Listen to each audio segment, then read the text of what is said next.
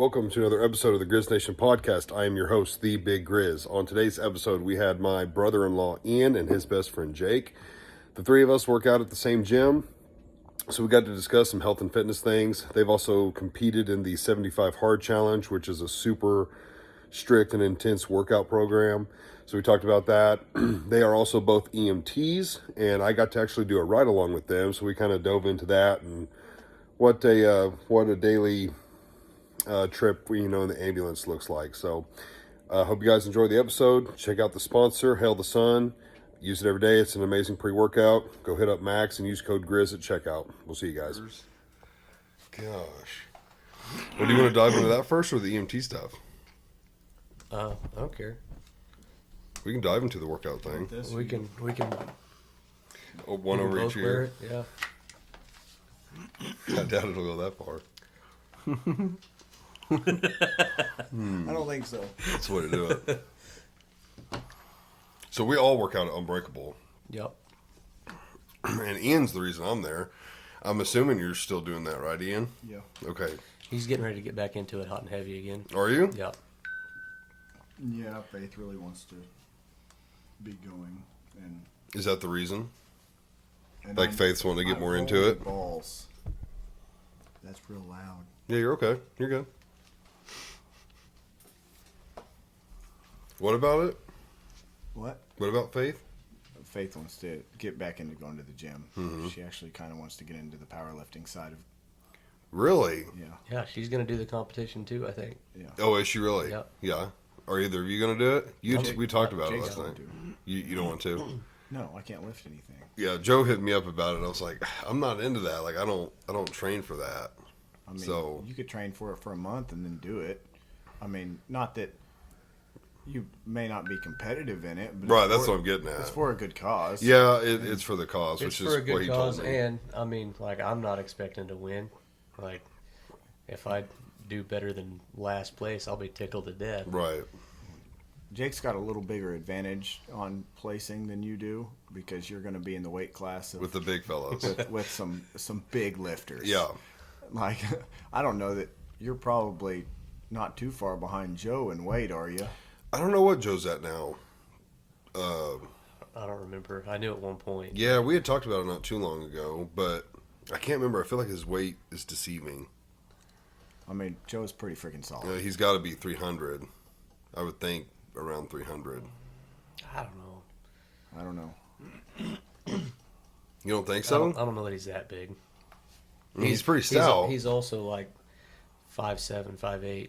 So Yeah, I would still say 280 to 300. Well, I think he's taller than that now, is he not? I don't know. He's shorter than I am, and I'm He's still five. short. I'm 5'9". Yeah, he's probably I feel like 5'8", I feel like he 5'9" -ish. got taller since high school. Whenever he bulked up, like it. I mean, I'll agree to that a little bit. 'Cause, Yeah, yeah, he might have. I remember high school Joe was probably like, 5'4", 5'5", like He was, yeah. even his senior year. Interesting.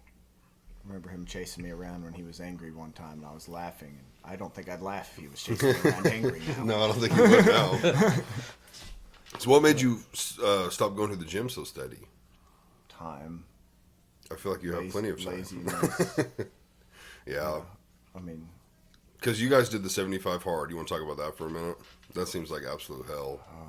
75 hard sucked. It did, but it was awesome at the same time. Like the first time, well, we only did it once, and Abby's done it twice now.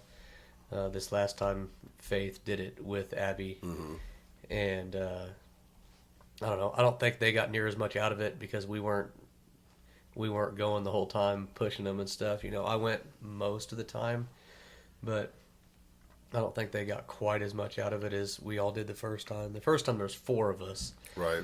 and we had a group chat like between the 4 of us, and like every night we were checking in and making sure everybody completed this stuff. So 75 hard, you've got to drink a gallon of water a day. You've got to read 10 pages of it's a nonfiction book. It's supposed to be like a not necessarily self-help, but like better Self-improvement. book. Yeah. Okay.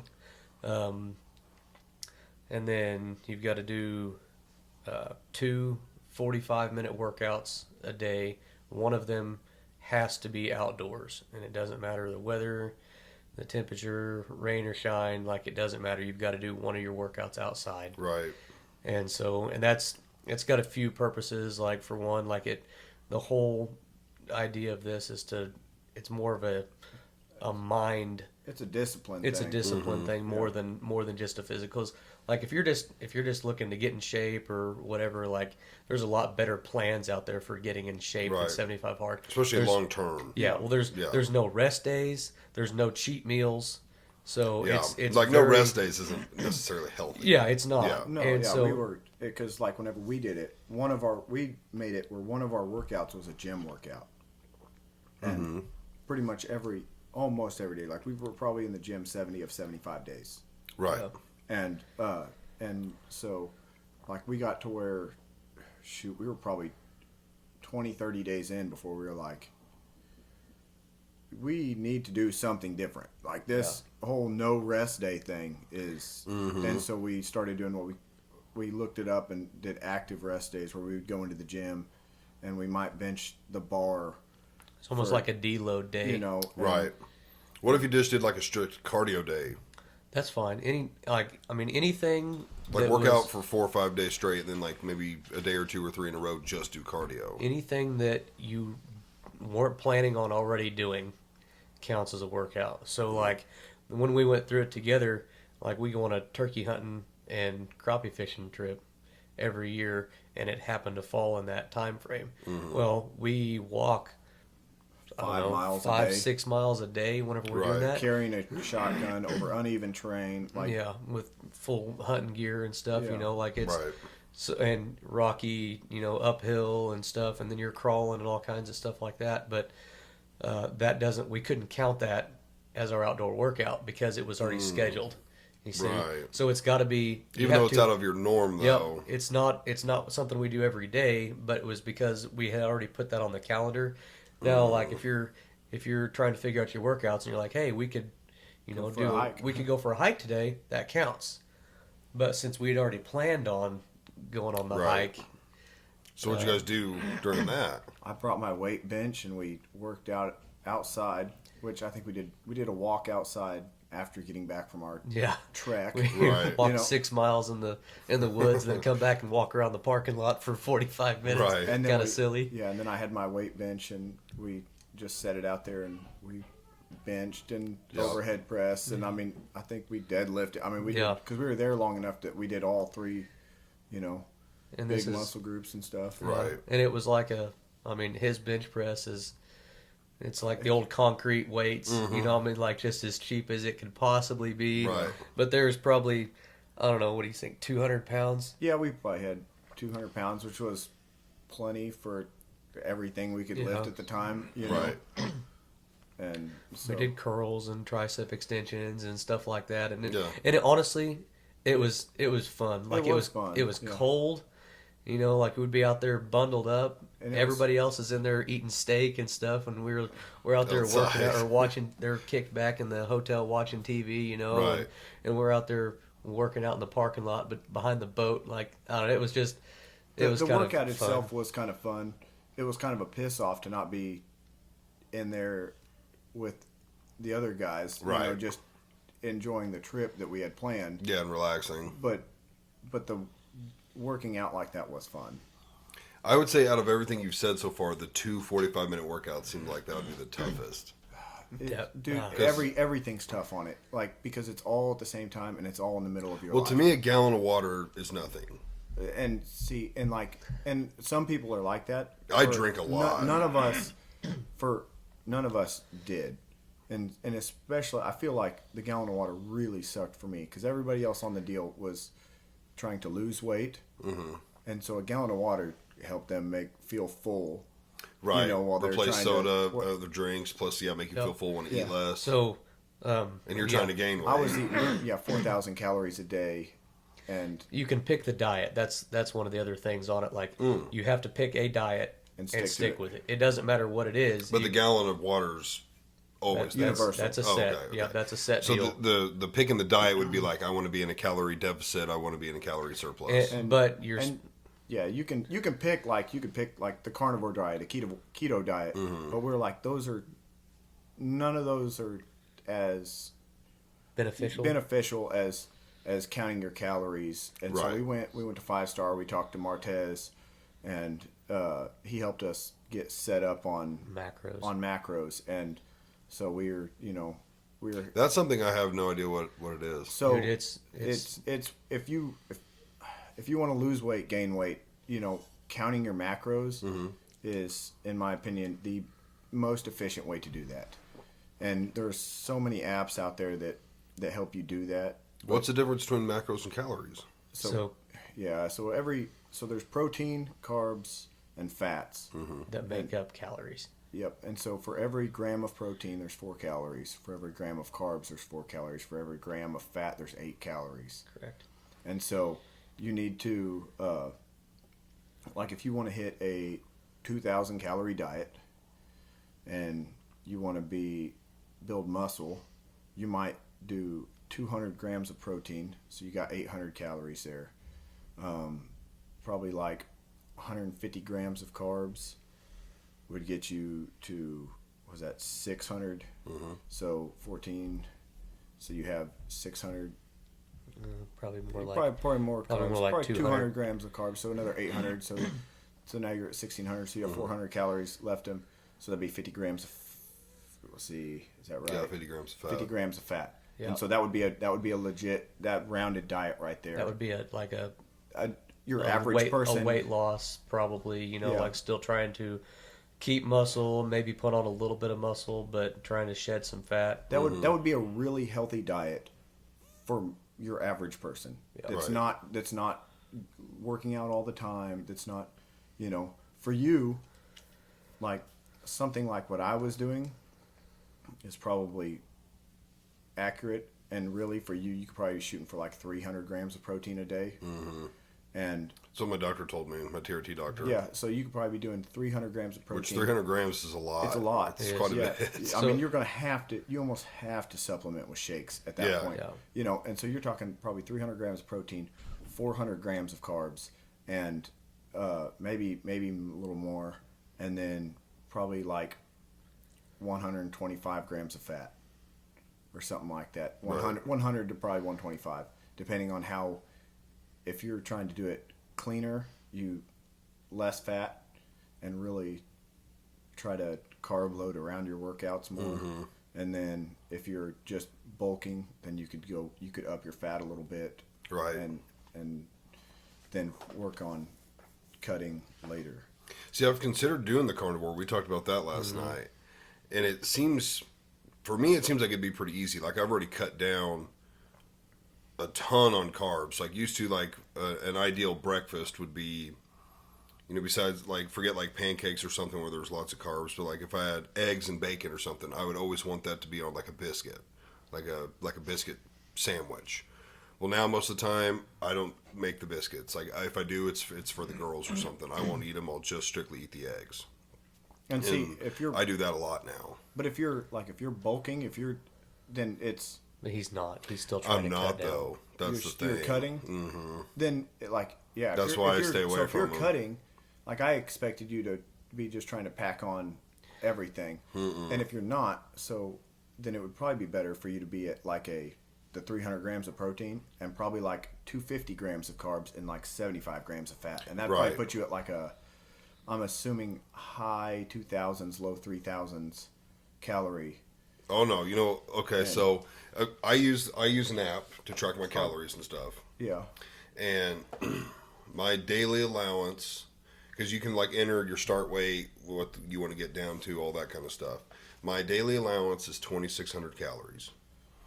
Yeah. It factors in my walking throughout the day, and it knows how many steps you take, how many calories you burn, and so it does take that off. So like if you burn 200 calories, but you ate 2,400 calories, you would be in a 400 calorie deficit because you ate 200 under, plus it calculated how many calories you burned. Yeah, It doesn't calculate my weightlifting, which obviously burns some calories. So it's always lower than whatever I see, but I would say I average somewhere around 300 to 500 calories under my daily allowance.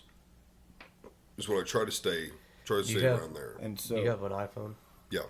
If you get an Apple Watch, Mm-hmm. you can track your workouts and it'll keep track of your heart rate. and Yeah, I've thought about everything, doing and it'll that link too to your- because you Yeah. can link it to that app. Like you can enter in your weightlifting, but it doesn't know how to calculate it yeah, at all. Yeah, it's not. So I don't enter it. So, but yeah, if I had a watch or something, I could link it to that, and it would Yeah. be And even more Even accurate. if you didn't want to use it throughout the day because you Right. weld, Right, just like while just, working out. yeah, it would be Yeah. helpful. and doing that, a calorie deficit, like a deficit is how you lose weight. Mm-hmm. But knowing what your protein, fats, and carbs are Mm-hmm. is how you do it efficiently. Is how you Yeah. is how you lose fat and gain muscle. Yeah, Or which lose- it calculates that too. Like it'll break everything down. Like whatever you Yeah. enter, it knows. Yeah. And most of the time, I would say the fats and carbs are much higher than they probably should be. probably. And that's me even eating. Like a typical day, like let's say a typical work day, I have a protein bar, a 20-gram protein bar, and a Powerade on the way to the gym. I have that for the protein, for the muscles and just get something in my stomach. I don't like working out on an empty stomach. I like the Powerade to get electrolytes in me. I also have a physical job, so I like to get electrolytes in me first thing, be hydrated. After the gym, I have 2 packs of oatmeal and a protein shake. And then lunch is typically, it's like a sandwich, low-calorie chips. I've switched to that. A pudding or a yogurt, which is around like 100 calories, and then a soda. I do have a soda. But like I used to drink, 4 or 5 or 6 sodas a day. Now I have anywhere from 1 to 2. And typically another protein shake. And then dinner is, varies. But I would say dinner, I never really eat over, like I wouldn't eat over 800 calories at dinner. By the time it's dinner time, like I don't eat a whole lot. So compared to what I used to eat, I would say I've cut 1,000 plus calories out. But I think what he's saying is the fact that you don't know exactly. Yeah, I don't That's look where at you the can other make thing. that. I look at the calories. I don't look at the actual what are the like calories what you consisting make up of. of. what you it just is. described Right. was way more carb heavy than I think you think it is. Like, Because of which foods? well, like your Powerade is 100% carbs. Carbs. Sugar, Really? Oh. Sugar and carbs are the same thing. Your essentially. oatmeal, carbs. Yeah. Your your chips, your soda, your chips are carbs and fat. Your soda is all carbs. There's so many things in there that were just like very low protein and almost entirely carbs or fat. See, I think that's where I look at it wrong. The way I looked at it to start was if I just eat less and something's healthier, like the chips I got are like 100 calories versus the normal bag is like 180. So like I started doing stuff like that. Like I used to take 2 sandwiches, now I just take 1. And see, So like I cut back a lot on how much I ate. but it could almost be healthier for you to eat 2 high protein sandwiches or even 1 sandwich that's super high protein than a very fatty or like if you added more protein to your sandwich and took out the chips entirely, Right. it would I see be what you're healthier. saying. And don't get me wrong, like the lower calorie chips is you're in a better direction. Mm-hmm. It could be argued. It's probably baked chips rather than fried, which cuts down on the fat. Right. And but like the higher protein you eat helps boost your metabolism, which helps you burn more calories. And so does the more muscle you have. Like Yeah. your muscle mass is directly correlated to your metabolism. So have you ever heard of reverse dieting? Maybe the term sounds Yeah, familiar. and I'm probably I there's could probably going to give be you a- people out here that are going to give me a hard time about this, but a general idea of it is that rather than going on a diet, like somebody that's bigger than they want to be, if they just immediately go into a calorie deficit, like you put your body in a calorie deficit, your body wants to hold on to everything because now it's in starvation mode. Right, starvation mode, yep. And so it's going to hold on to all of the fat, and as soon as it gets something, it's going to store it, right? Like, Right. here's more, I'm going Right. to store it. And so reverse dieting is where you immediately go into just a little surplus. You figure out, and like you can go to 5-star, you can step on the what's that thing called, the in-body scanner, and it sends a little electrical current. I mean, obviously you don't feel it, but it measures your body fat in mass and percentage. Yep. It gives you a muscle mass and percentage, and then your water weight and skeletal system, I think. And so it gives you a full breakdown of what your body I wish I is would have done it before I started comprised working of. out. Yeah. And I mean, you can still do it now. It's not, I mean, it's supposed to be one of the more accurate options. There's like a body fat deal, like where you go in water and it measures, and there's, I think, some other stuff that like doctors can do. But this is supposed to be one of the, it's not the most, but it's one of the top accurate ones. Yeah. But it's a really good tool to at least track what direction you're going. And if you figure out your macros, you can do this for 2-3 weeks. I'm going to follow 20% fat, and 40% protein, 40% carbs, or whatever you can. I'm going to follow that, and I'm going to do this lifting regimen for 2 weeks. And you go step on the in-body again, and it's like you have, your muscles went up and your fats went down. Like, that's working. You can do it again for another couple weeks, and whenever that starts changing, you can be like, oh, well, maybe I need to up my protein now and lower my carbs. And so it's a way to fine-tune what your body is doing. But the reverse dieting thing, you put yourself in a calorie surplus, heavy on protein, and like he was talking earlier, putting your carbs, the bulk of your carbs around your workout, because your body metabolizes the sugar and the carbohydrates around your workout and what am I thinking of here? Restores your glycogen stores. So like whenever you work out, like your body uses all your glycogen, and your muscles need that. They need those carbs. That's that energy, your muscle energy. Yeah, and so whenever you eat carbs before a workout, which your Gatorade is doing the same thing. Yeah, so it's not a bad thing. Yeah, whenever you're talking about that. It fills you up and gives you energy for your workout. It's going to help you. It's going to help you to have a really good workout.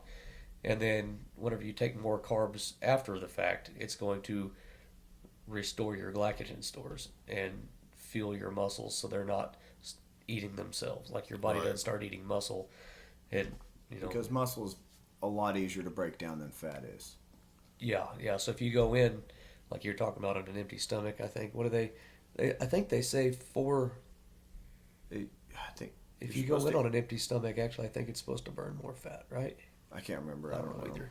But like that's where Martez or Yeah. anybody Right. at 5-star really come into handy. They're excellent with that stuff. That's what they do. Yeah. But if you eat in a surplus and you do it the right way, carb loading around your workouts and stuff like that, you put on muscle. You're also going to put on a little bit more fat. But I mean, for instance, like me, I'm almost 190. I've put on 30 pounds since January. Now it's not all muscle by any means, but like I looked at myself in January at 160 pounds and was like, I'm getting a gut, right? Like my arms are At small. 160 pounds. I'm not joking, dude. I can show you pictures and you'll be like, yeah. Like 160. without my shirt on, I just, like, they call it skinny fat. Like that's Right, that's I've an heard actual thing. Like you're skinny.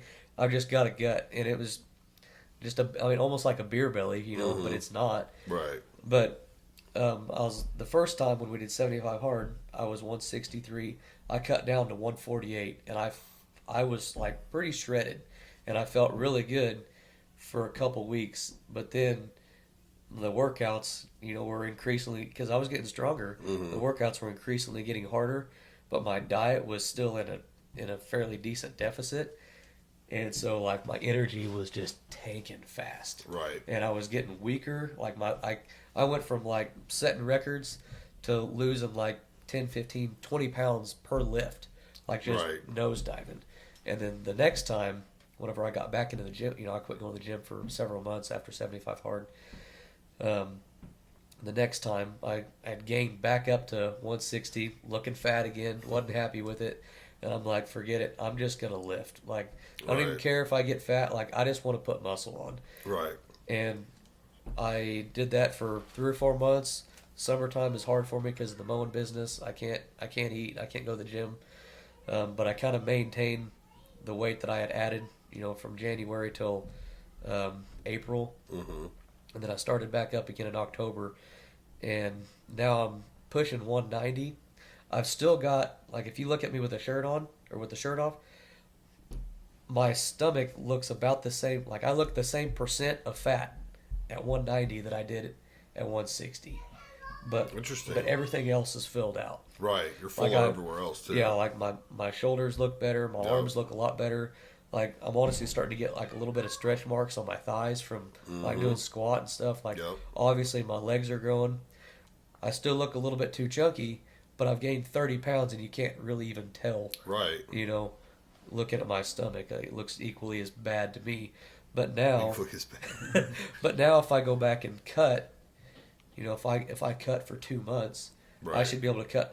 I want to get to like 195 probably, and I'd like to cut down to about 180, and have the same shredded look that I had at Just on a bigger frame. 148, and I think I'll feel 10 times better.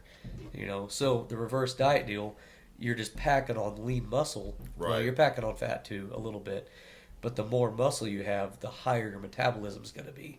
So now my They call it the basal metabolic rate, BMI, and so BMR. BMR, and which is like what you can burn if you're sleeping, No, like it's not it's sleeping, laying laying down, in the bed, awake. like.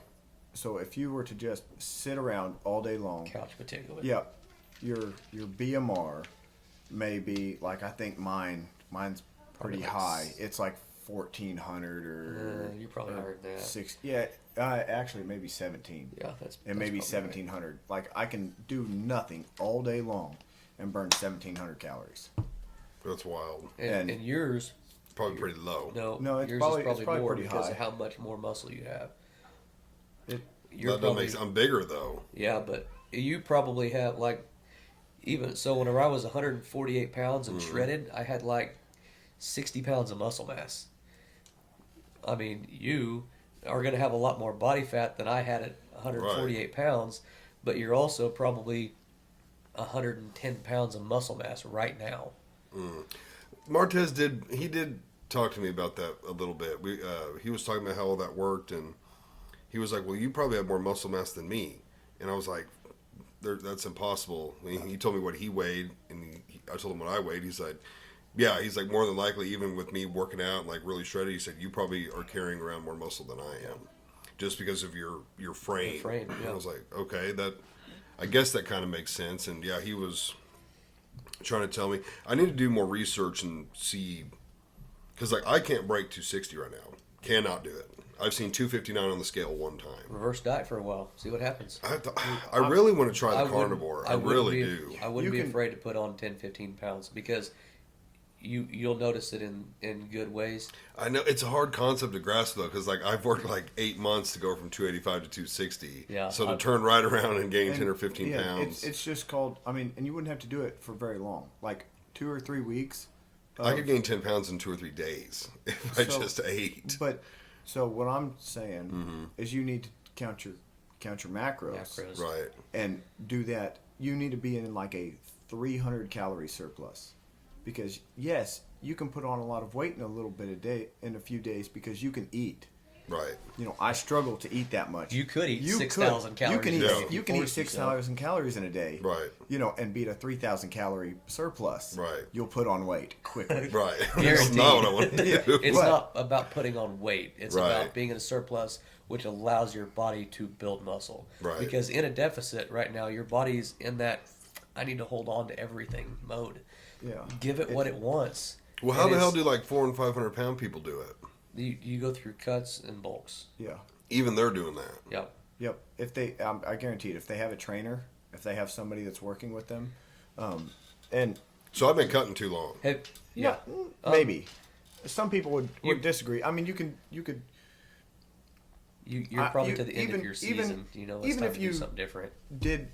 Stayed in a deficit, but changed up, like The if you're- quality if of you're- food. If your deficit is being in a deficit, but you're high in fat, and you lowered your fat, like if you changed your diet and stayed in a deficit, it could probably still do the same thing. That's why I really want to try carnivore. Like, do strictly carnivore, stay in the deficit, and see what that does. And then if it doesn't change a whole lot, then I would know, no matter what diet I do, as long as it's fairly healthy, I need to go into surplus. Have you ever paid attention to like bodybuilders? Like, you ever talked to Melissa at No. the gym? So she I goes, talked to Joe, and he told me just to eat more. Yeah, But he was like, you need to get like me and eat more. well, and like, I mean, a lot of like Abby's like, I don't want to do, you know, I always take Joe's advice, or I listen to Joe's advice on a lot of stuff, and she's like, well, I don't want to look like Joe. Yeah, he's Like, got well, a different path than I want. Yeah, but Joe is he's seeking a specific goal. You know, Right. like he wants to hit like a 2,300 pound total. Right. He hit a 2,000 pound total, and he was stoked about it. And his coach at the time was like, "Your squat was trash, like your form was awful." And he was like, "I just hit 2,000 pounds," and he's like, "Yeah, but if your form was better, you could hit 2,300 pounds." And he's like, "All right, new goal." So, and he literally has told me like, I just was like, from now on, I'm just going to eat. I don't care how big I get. I just want to hit the weight. Right. You know, they have it the easiest. Power lifters have it the easiest. It's a different goal. They have to Yeah. eat a lot.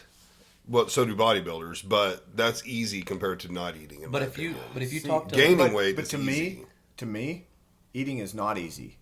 Like That's that- true. I would say to most people. Whenever I was doing that, whenever I was eating 4,000 calories, I was miserable all the time.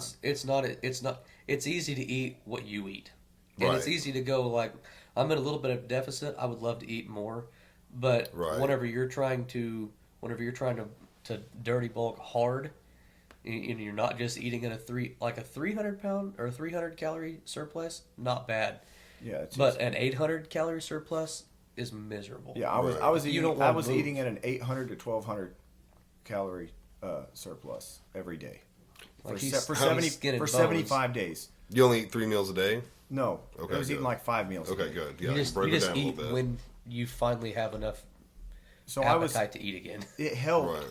I found oh my gosh, I can't even remember the name of it now. But it was a deal. It was designed to be, help muscle recovery. You take it, but what it did for me, Glucagon? I can't remember. No. No, I can't remember what it is, but it increased my appetite, and it legitimately it made probably a 1,000 calorie difference in the miserableness of it. Like I could do, shoot. There were days whenever the last 2,000 calories that I was eating, I was miserable, just because I never got hungry. Right. Ever. Your body never got to that point again. Like I was just like, well, it's time to eat again. Like not because my belly was like, oh, put some food in me. It was like, oh, it's this time. I should eat some more. Right. And See, I wouldn't struggle with that as bad. Like now, I struggle with, like there's many times especially if I have like Thursdays, we typically go out to eat for lunch, and so if I've had my calories by lunch, and I'm pretty disciplined about it, I'll get home and it's like no dinner, like I don't get to eat dinner. see, I'm 300 calories away from like being at even, so it's like I just don't eat. Yeah. and I don't know. I guess that'd be intermittent fasting, and I guess To an for- extent, for yeah. cutting Yeah. it can be good, but But I if don't I know. plateaued, I feel like I need to do something so different. I'm of the mindset like that if you came home and you were like, man, I'm so close to my calories, like I can't afford to eat anything.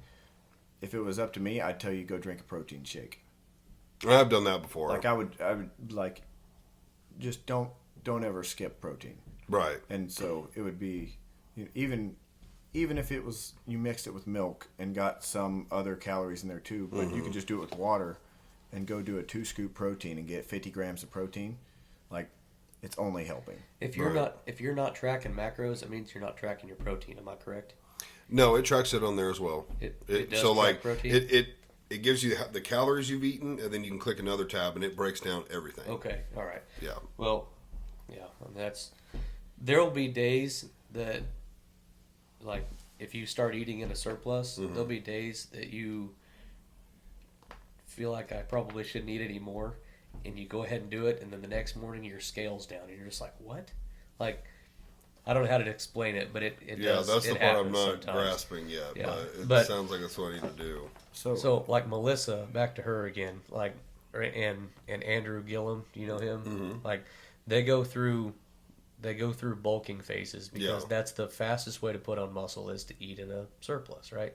And so they're eating in a surplus and most people do it in the wintertime because you're in hoodies and jeans and stuff and nobody sees you, and then everybody wants that beach bod or whatever, you know. Right. So after 4 or 5 months of bulking, then they cut down so they look good in a their swim trunks or whatever. Right. But those people are going to do it more like stage time. They're going to bulk, in the off season, and then whenever it's bodybuilding season, whenever that is, I have no idea. Right. But they're going to cut down, and they're going to get to as low body fat percentage as they possibly can for stage, because it's not necessarily about how big you are. It's just about how you look, Right. the aesthetics, being able to see the muscle striations and, all of that stuff. But every year, their goal is to be more muscular than the year before. And you can't hardly do that without eating in a surplus. Like, if you want to build muscle, you've got to eat in a surplus. And so Right. if your BMR right now is 2,000 calories and you keep eating in a deficit and you keep losing, a little bit of weight, like your BMR is going to slowly decrease. If you eat in a surplus for a while and you gain, say you gain 5 pounds of muscle, which is a pretty substantial amount, but you may gain, 5 pounds or 2 pounds of fat, 5 pounds of muscle. Now your BMR is 2,300. So now, just at rest, you're going to burn more calories than you would have before. And now when you go into a cut, again, it's going to be that much easier because you don't have to cut the work. weight off. Yeah, that much less. I'm wondering if that's my problem. Like I've run the cut as long as I really can, And for me, whenever I did that, like, I could tell because my lifts started just going to trash. Like, they were just, my See, I lifts haven't started experienced tanking. that. So I don't think you're at the end of your cut. I think you need to clean up your cut. But now it's wintertime. I'm almost wondering if I should just bulk for the next Dude, 3 do to it. 5 Dude, months. a bulk, I wouldn't do it for 3 to 5 months. If your don't goal, like finish winter out. no. If your goal, I don't know. I would. it depends what your goal is. Are you just wanting to move up in your weights, or are you wanting to No. lose weight, and you're trying to tone? Forget about the scales, Mike, would be what I would Yeah, tell you. the scale is not the most important thing. Yeah, I don't care about The most important what thing you is weigh. the looks to me. So, but you're trying to tone more. Yeah, I would say tone more. Like I would rather have more muscle and just look more toned than I would be to You're trying to lower your body fat percentage. yeah. So, I'm not opposed to you doing a bulk for a month That's it. and then go back down to a deficit. And I would say, go talk to Martez, and he will set you up on a macro diet. And, which, if you wanted to do carnivore, it would probably not be a strict carnivore, but you could be a very much more carnivore based diet and hit Yeah. these macros. And Yeah, and that's one thing I've noticed with dieting. I don't want to follow a diet to a T because it becomes too much. Like I would do carnivore, but I would still have my Powerade on the way to the gym. They're not- I like my drink on the way to there's the gym. almost no set diet Right. that's sustainable. Yeah. Macros are sustainable. Because you can have whatever you want. You can eat Right. whatever you want as long as it fits. Right, as long as it fits. I You mean, know? And That'd you be can- like my and- soda. and I would you still can- want to have one soda a day, whether that's with and lunch you can or dinner. make it fit. Right. It's not the healthiest option. Like Right. and there's that soda, the can of soda is going to have your, I don't know, 30 grams of carbs or whatever. There are much healthier 30 grams of carbs options. Right. That are not going to spike your glucose levels as bad. I can't remember exactly why that affects you like There's it does. there's good but carbs and bad carbs, Yeah. but like fruits are loaded with carbs. Like they're sugar, they're carbs, and so like you're supposed to eat, like bananas are higher in sugar than berries. So like if you want to eat sweet carbs like sugar, bananas, soda, stuff like that, you want to try to do those, really focus those around your workouts. And then throughout the day, if you get hungry and you're like, I really need some carbs to pick me up, like blueberries, blackberries, strawberries, those are good carbs, and they, for whatever reason, like don't really affect you in a negative way. There's so few calories. I don't. They're the same amount of calories. I don't know the science behind it. That's that's this is just from a deeper couple into the years weeds. Right. a couple years of reading and trying to do the best we could. We just came up with a bunch of random knowledge, and we bought into it and believed it enough, but it's been long enough now that we can't really. We're back not up where we're it's not coming experts on this. Yeah. Right. We just we put a lot of effort into it whenever we were learning it, and it worked. Right. I gained 20. I think whenever we were doing it, I gained 20 pounds, and I don't know that my body fat percentage changed. I mean, it kind of fluctuated, but by the end of it, like I had the same body fat percentage, and I was 20 pounds heavier. Yeah, and I lost 20. I lost almost 20 pounds. That was my my goal was weight loss, and I went from 23% to 13% body fat, and my muscle mass went up. Right. And which is tough to do in a cut, for your muscle mass to go up. Right. I mean, it's a lot easier at first, but you're past it, man. Like, they call it newbie gains. You used to work out, or the first time that you ever work out, like you get in the gym and your body's like, oh, hey, we're gonna do something.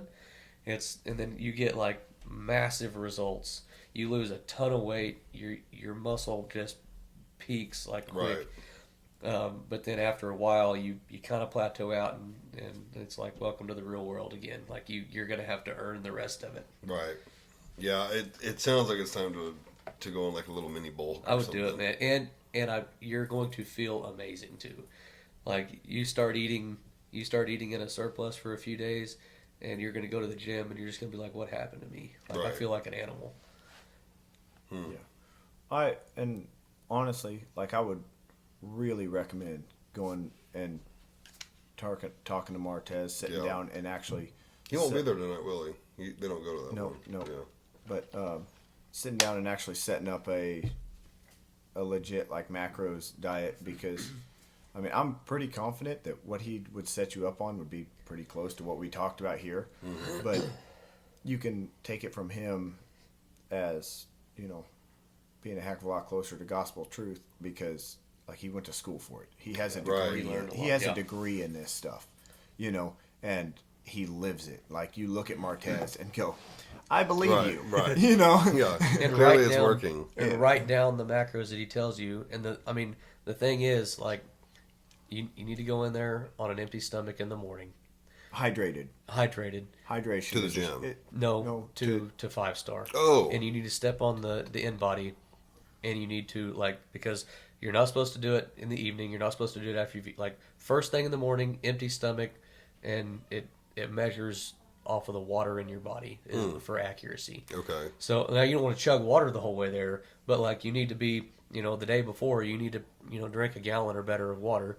Maybe sip on some water on the way in, whatever. Go in there, do your Take a crap before you go.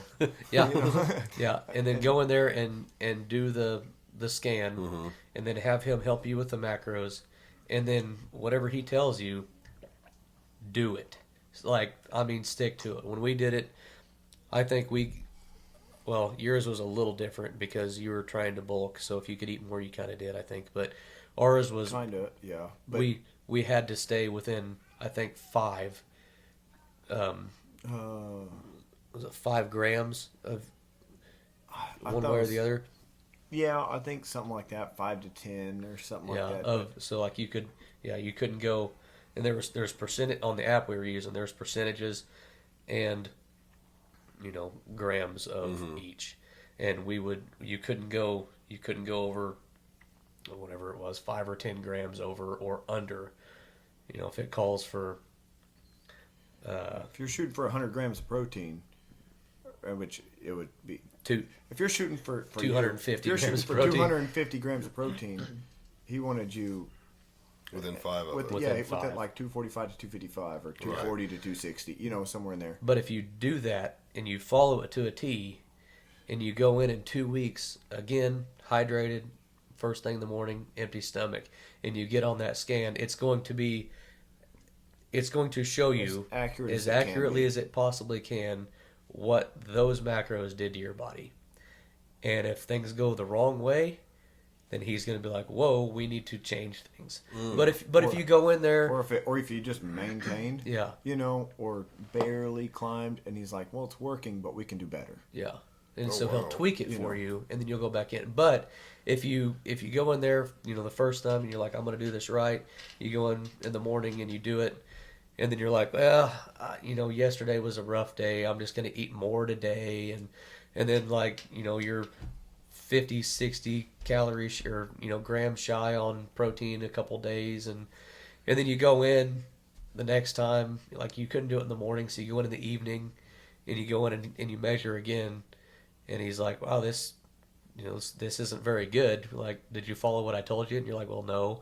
And you came in at a different time. Like, it's got to be, you want it to be as Consistent as possible. consistent Yeah. as you can, so you know what you're changing. And if you like- follow it to a T, then it's consistent. Then you know what to change because you know that this worked or it didn't. Right. Yeah. I guess he's there Monday through Friday, isn't he? Shoot, he's there like, He's there all the time. yeah, he's there. They're open 7 days a week. And he's And stepped there down. for He like, did step down. Yeah. oh, he did? Yeah, Yeah. that I did his not old know boss came back and he gave him his position.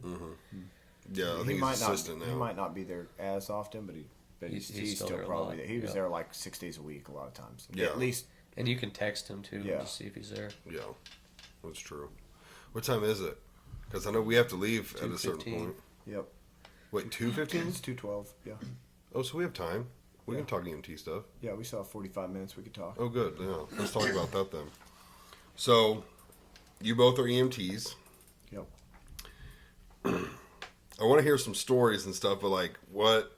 Because I've done a ride along with you guys. I went, I think, on 1 call with you and 2 with you. Sounds right. I think that's what we did.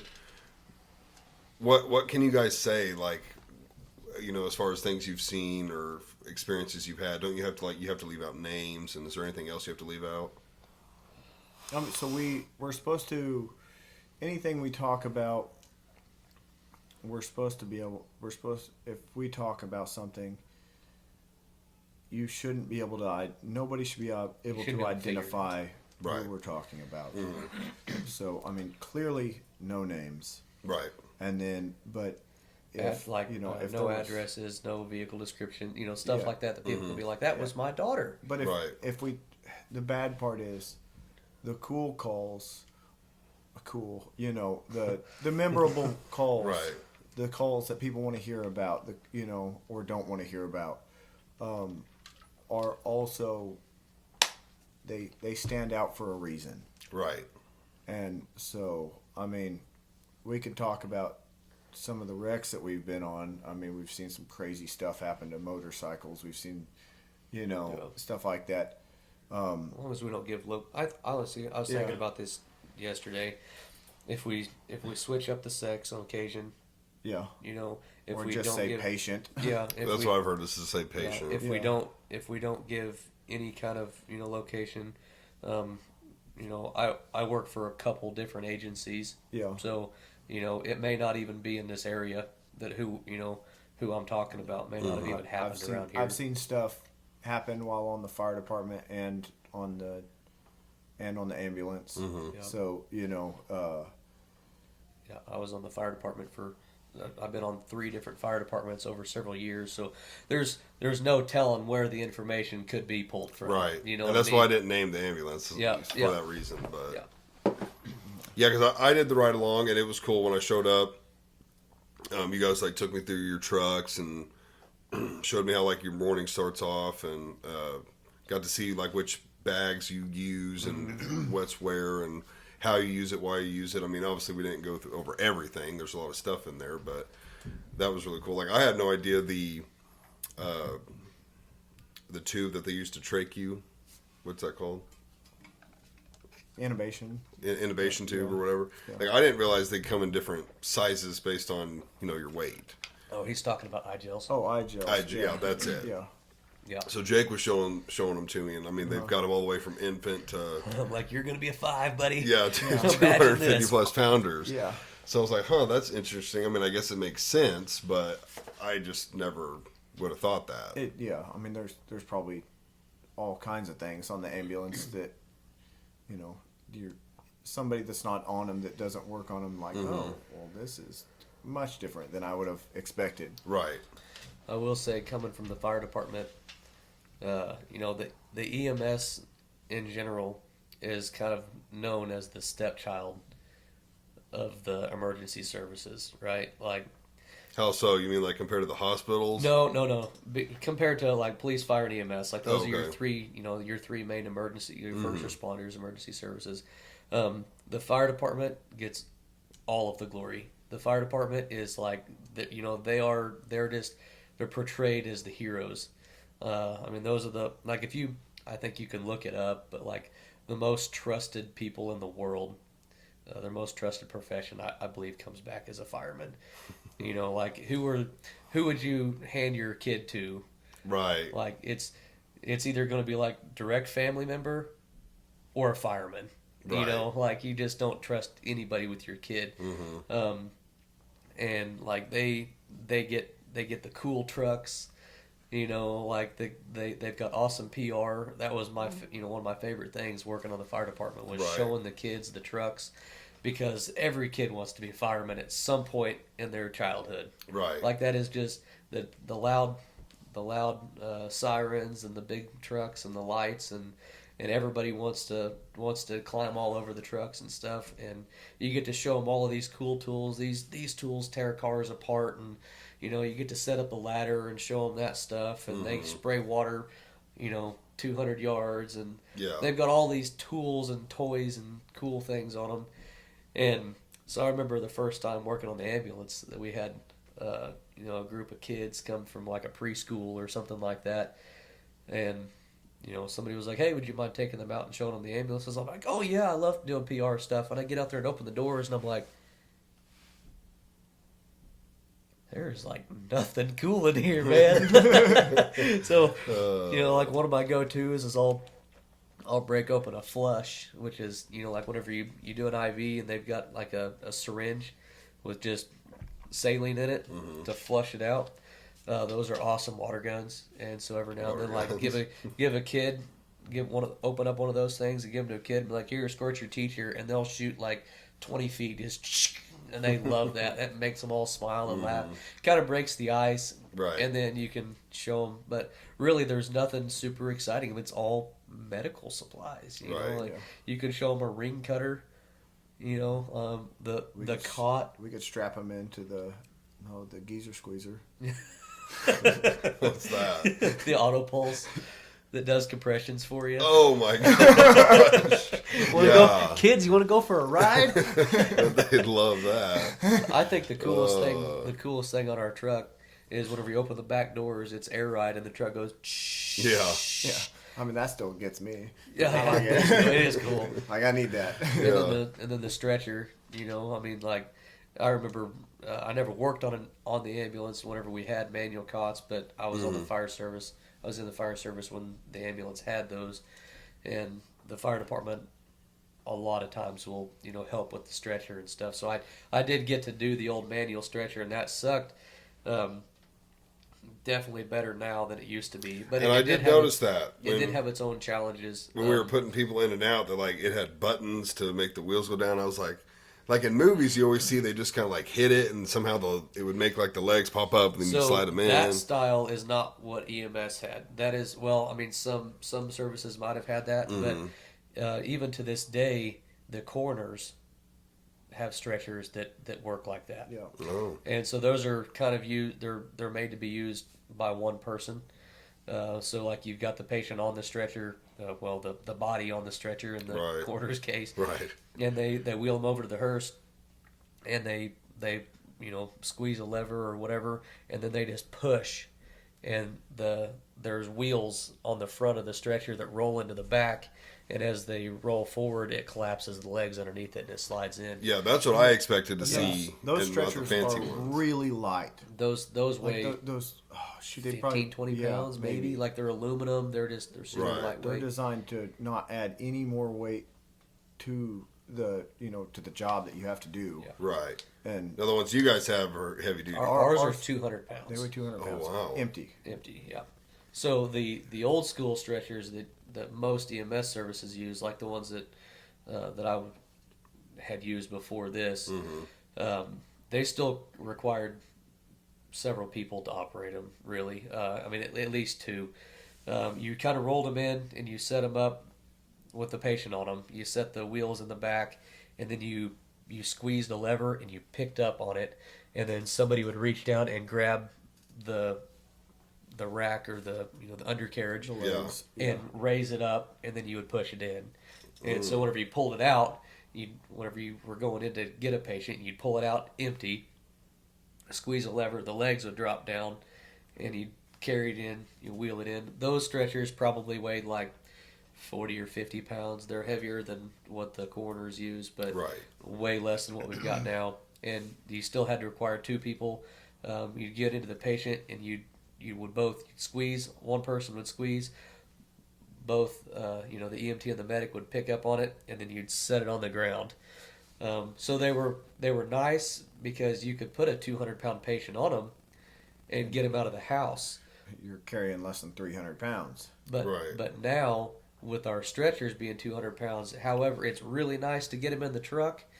It's Really almost impossible to take a big patient. Like, can you imagine you on top of a 200-pound stretcher going down 15 steps?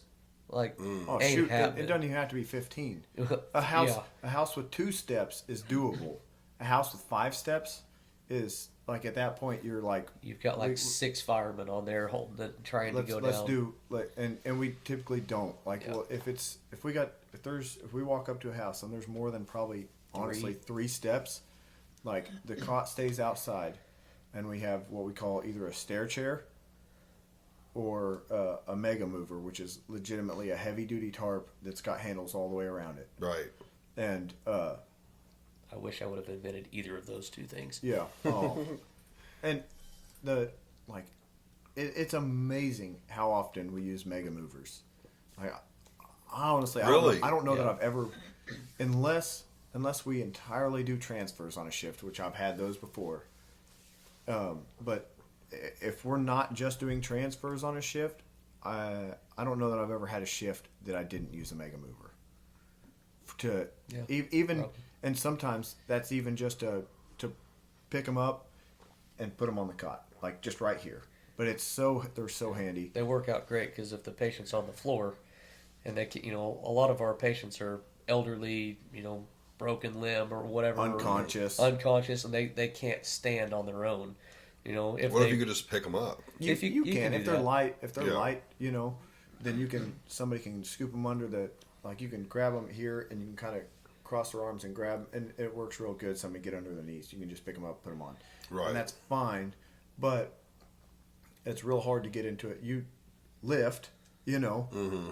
How easy is it to get into a lifting position if you can just reach down and grab something and pick with your legs? Right, that's true. Whereas if you're getting down, it's hard to get to Right. lift with anything but your I guess back. I'm thinking if it's like a little old lady, you just Yeah. reach I down mean, and and scoop that them and up. that works but- too. But at the same time, sometimes those little old ladies, you go to grab them under the arms, and they're like, "Ow, ow, ow!" They're super frail. That's when you hit him with an And- elbow. And, shut up, bitch. knock them out, then you can do whatever you want. Right. But Which is true. If somebody, I mean, not the knocking them out part, but if they're unconscious, they're going to the hospital with you because Right. they can't tell you no. and you're gonna Right. just probably, if they're small like that, you're just gonna grab because you're not gonna hurt them. Right. Yeah. But the Mega Mover, if they are in pain for whatever reason, a frail old lady or injury, due to the fall, whatever, does you provide can that you support. lay the tarp down, you roll them onto one side, you shove the tarp halfway underneath them, you roll them back over the other side, and you pull the tarp out, and now you can have 4 people easily pick up that tarp and carry it out the door, down the hall, down the 4 or 5 steps, and lay them on the stretcher, and it's just It also works. Easy. It also works for like trailer houses are known for having small hallways, tiny rooms. Yeah. Where you can't get your cot, you can't make this corner, you can't make that corner. You can pick them up on that, and you can take them through the house. And do that, and that Right. that works well. And then the stair chair is just it's an awesome chair. I don't recall seeing this. You probably didn't. It doesn't Yeah. get used a ton. I mean, it gets used a fair amount, but nobody likes the stair chair because it makes us look like an idiot whenever we go to put it back up. I swear, it's like a brand new piece of equipment Every every time time. you get Right. like getting it folded out and putting the person on it. It's super simple. It's fine, and then it's finding that one lever because there's so many moving parts on the stair chair. So the way it works, it's like a wheelchair, but they have smaller caster wheels. It's like But an then- old wooden chair. Like it's Yeah. it's perfectly 90 degrees. It's a little bitty chair. It folds up and then folds out, and then it's got a track system that comes out at a 45-degree angle, and it's got extendable handles on both sides at the feet, and then behind, where you normally push a wheelchair, those Yeah. extend out to like 2 feet. And so you have this leverage, so now you can pick them up, or you can get to the stairs, and this track system is on, I don't know, they're reducing gears, essentially. And so you can put it back on that track and walk people down a flight of stairs, and that track will, help slow it down. If you were to let go, it would continue to pick up speed, but, Not much. yeah, I don't know. I mean, how it depends on the weight of the patient. Jake's like, I've tried. but like a it's- little it's patient, not, you it's push. not hard. Yeah, Right. That's true. Yeah, but you're like it's not hard to take somebody down a flight of stairs. And Yeah. you could take them down 40 steps. Yeah, And you just got one person in the front, kind of holding onto the handles, and the way the handles extend, the person can be standing standing or upright, mostly. Right. and they're holding on to handles like this, and then the one in the back extends out, so the person at the top isn't having to bend over. It's safe for both people. The patient is strapped. You've got 3 seat belts. They X across the top, and then they strap their feet in, and their feet are sitting on a deal like a wheelchair. Yeah. I mean, it's set up just like a wheelchair, except with added stuff to it Yeah. to make it easier on Yeah. the patient and on us, especially on us. Right. And you can just walk them down. I mean, the track is it's retarded.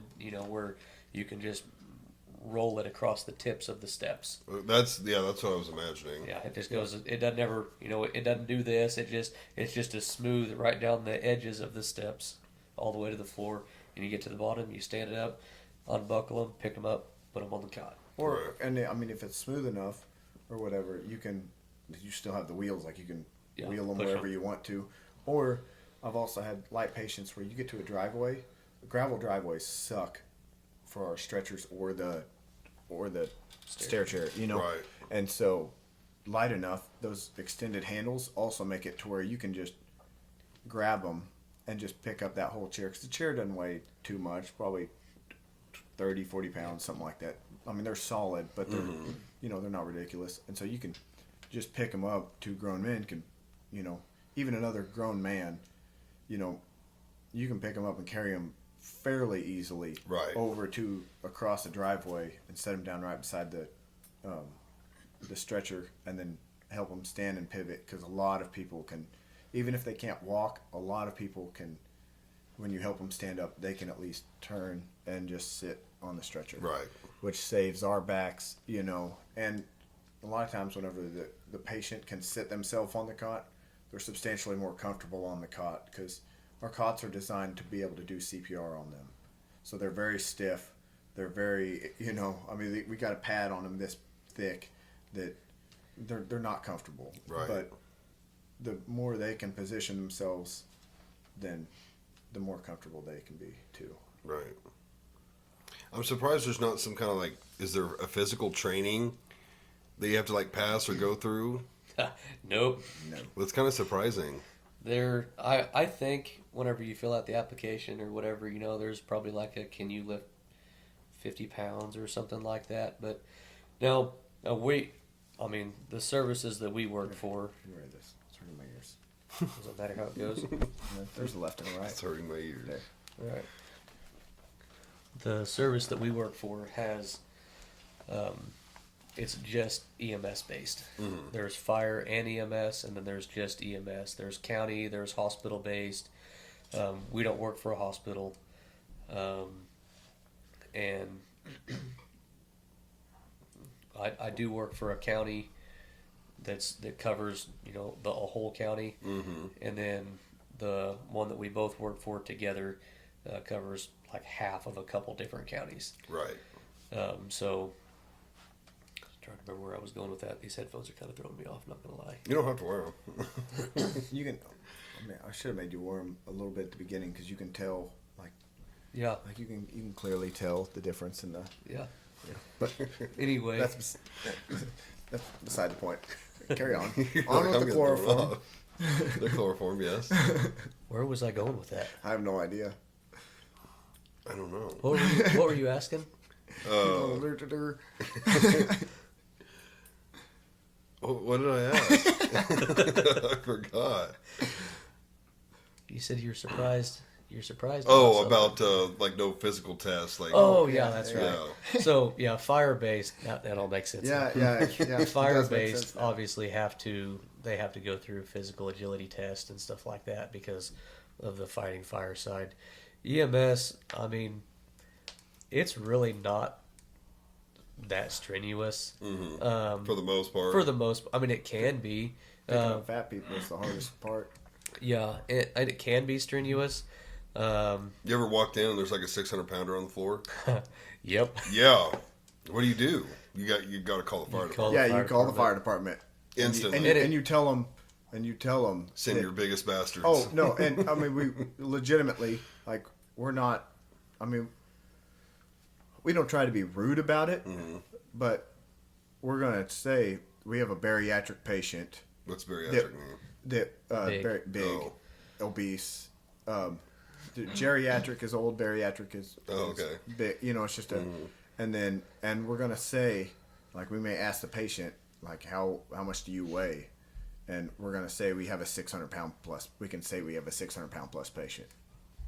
And because, they may have to go, oh, you need help not from just station 1, but station 2 as well. They may send Yeah. they may send 2 trucks. Yeah. Right. And we may call for another ambulance, one of our ambulance crews to come and help us out too. And we've had to do it. Damn. On one of I'd be the, calling the gym. we did. Thankfully, one of the fire departments has one of the biggest people from the gym. So We if he's on I think I shift. saw him on the one call. Yeah. Yeah. Yeah. He's a big old boy. I actually took a patient back home from the hospital one time, way out in the boonies, and You guys do that? on occasion, Yeah. Okay. but this as long as it starts, as long as the call starts in our district. You can take them from a hospital to home? if they qualify, Like a there's hospice certain- thing. that's definitely one of them. And they can't if they. Can't drive and have nobody to drive them. Well, it's not just that. If transport by other means besides an ambulance is contraindicated, meaning if they. If they gave them some medication, Oh, or okay. it's not even that, but Yeah. if they Basically, if insurance is we'll pay for your transport. yeah, pretty much. Some people are just they're bed bound, Yeah. and So they can't get into a car. They can't sit in a car. Oh, okay. I see. and So they're they can lay gonna, on our ambulance and still be strapped in. and Right. we're going to take them and put them in it may not even be hospice, but we're going to put them in a hospital bed at their home whenever we get there. Right, You know, okay. stuff like that. Yeah. Either way, this house that we went to, it was a trailer, and you know how, I mean, you can kind of picture the wooden Paneling. no, the wooden the porch, the little Okay. bitty trailer house porch, right? It's narrow. It's got like 4 or 5 steps in the little square, and then it goes right into the house. Well, the steps were gone, and the railing was gone on one side, and so we've got just the deck basically that's like, I don't know, 3.5, 4 feet off the ground, Right. and our patient was probably 300 plus pounds on a 200-pound cot. And there's me and like a, I don't know, probably 65-year-old dude as the medic. Like, how are we going to get this? And we're out in the middle of nowhere. Like, how are we going to get this guy? I almost called one of my buddies that lives down the road. Like, hey, you home? Can you come help us? But Right. finally, I think we waited like half an hour, and we had a fireman show up from, I can't even begin to tell you what town he was from, but we ended up, all we really needed was just enough to pick that stretcher up and set the wheels on the edge of that deck, and then we all picked up the back of it, pushed the button, raised the wheels up, and rolled it onto there, and then we were Right. able to Restand raise it it back up. Yeah. And it was, yeah, I mean, it only took 10 minutes to get the patient to the house once we got there, but yeah, calling the gym would be great on some of those. I remember one time we had this massive patient, and Fat. yes, Right. definitely. I don't know if you have ever put any thought to this or not, but whenever you weigh 600 or 800 pounds, they no longer make clothes that fit you. Right. I've seen a guy on my 600-pound life. He just like had towels around him a lot. Yeah, and so they also don't make underwear that fits you, Right. and so and you also more than likely lost all of your dignity years ago, Right. 400 pounds ago. So they don't care, and so they're naked most of the time, just letting it all hang out. you Right. know. But we Or covered up. I Really, like guess their they bellies aren't like covering everything. Oh yeah, I mean, yeah, it you, could be. generally speaking, there's no seeing, and and yeah, it's just not a good sight. This seems like a common thing. It's more common Like than you've picked up your fair share of 5, 6, 7, 800 pounders. I wouldn't say fair share. I mean, Well, the higher don't the get me higher wrong, that I don't want any more. Yeah, we've done plenty, but the higher that number goes, the less often you have, I mean, the less likely. But at the same time, whenever you say, like, how many times have you picked up, somebody over 500 pounds? Like, well, I have done it 20 times on 3 people. Yeah. Mm, Yeah. right. We don't have that many people, and most people don't ever see these people, right? Like they're not out shopping at Walmart. Right. You don't run into them at they McDonald's. don't- They have their yeah, McDonald's they- brought to them. Right. Yeah, That they does don't make leave sense. except to go to the hospital, and then they get transported back to their house. In an ambulance. Right. Because they can't really, because they can't even they walk Can't do or anything. Yeah. So Damn. anyway, I remember It's- one time it's not good. specifically on one of these patients, we broke the bed. Getting them into their bed. No, getting them off of the bed. Oh. So Shifted them too much. they were we had to transfer from one bed to they got one of those hospital beds Right. delivered, and so they had like a, I don't know, twin size or not twin size, a queen size bed, and it just had like the like the metal post, like it was just a regular metal bed frame. Yeah. Had the box spring and then the mattress, and we had 5 or 6. You weren't on this call, were you?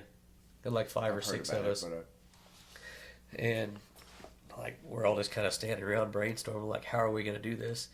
Because it was, I don't know, the same height as your bed probably, maybe like the height as just the box spring. Yeah. But we just all grabbed the sheet. And I'm talking like 6 of us, grabbed a hold of the sheet, and you 1, 2, 3 it, and then you pull. And we did that like 3 times. Got the patient to the edge of the bed. I'm like, okay, you're gonna feel a little, a little thud. Like you can't pick them up and set them gently. You just pull them off of the bed onto the floor. Right. And so we 1, 2, 3, and we pull, and it just collapses the feet of the bed. Like whenever it just Folds. Right, It. folds. Just the metal feet just fold. And I was like, well, it's not going to be very far of a drop now. Right. now we've created this into a ramp. Yeah. Right. And so we, 1, 2, 3 them about 6 more times. And, I'm like hollering at the guy back there, like, hey, watch out, that door frame's got poo on it because everything has poo on it. And he was about to put his hand on there and, Right. pull. I'm like, hey, watch out. Of course, we have gloves on, but still. Yeah. You don't know what else you're going to touch with your hand after. Yeah. Right. So we, Like, whew. yeah. So we Whenever get we say these patients don't go anywhere, sometimes they go right where they're at. And then what? They just lay in It it. depends on how good their caretakers are. Yeah. Oh, And this one didn't have good caretakers. golly. Well, let me finish the original story first. Getting them onto the bed. You've heard of like a cherry picker, like an engine hoist. Mm-hmm. Well, some nursing homes have those. They're called Hoyer lifts, and they're for they people. look almost identical. They're Right. they're real similar to a cherry picker. They got big wide feet, that stick way Yeah. out like that, and you can roll them. And then they've got Super freaking handy. Yeah. Right. I've seen them before. Yeah, they're some of sweet. them. Some of them are electric. They've got a remote with a like a chain drive. Yeah. Some of them are a legitimate a car jack. Mm-hmm. And you put a tarp. You get the patient on the tarp, and then it's got straps that go like over their shoulders and one between their legs and one around their legs or something. We don't get to use them very often because We only get to use them typically at a patient's facility. house that has them, or at like we go to the dialysis center and pick up people a lot, and they have one there, and they're really handy whenever somebody can't walk, and just pick them up, move them over to our cot, set them down, Right. and you just leave that blanket or that tarp or whatever that they have underneath them. Sometimes it's kind of like a netting system. Sometimes it's literally like our Mega Mover, except a little different straps and stuff.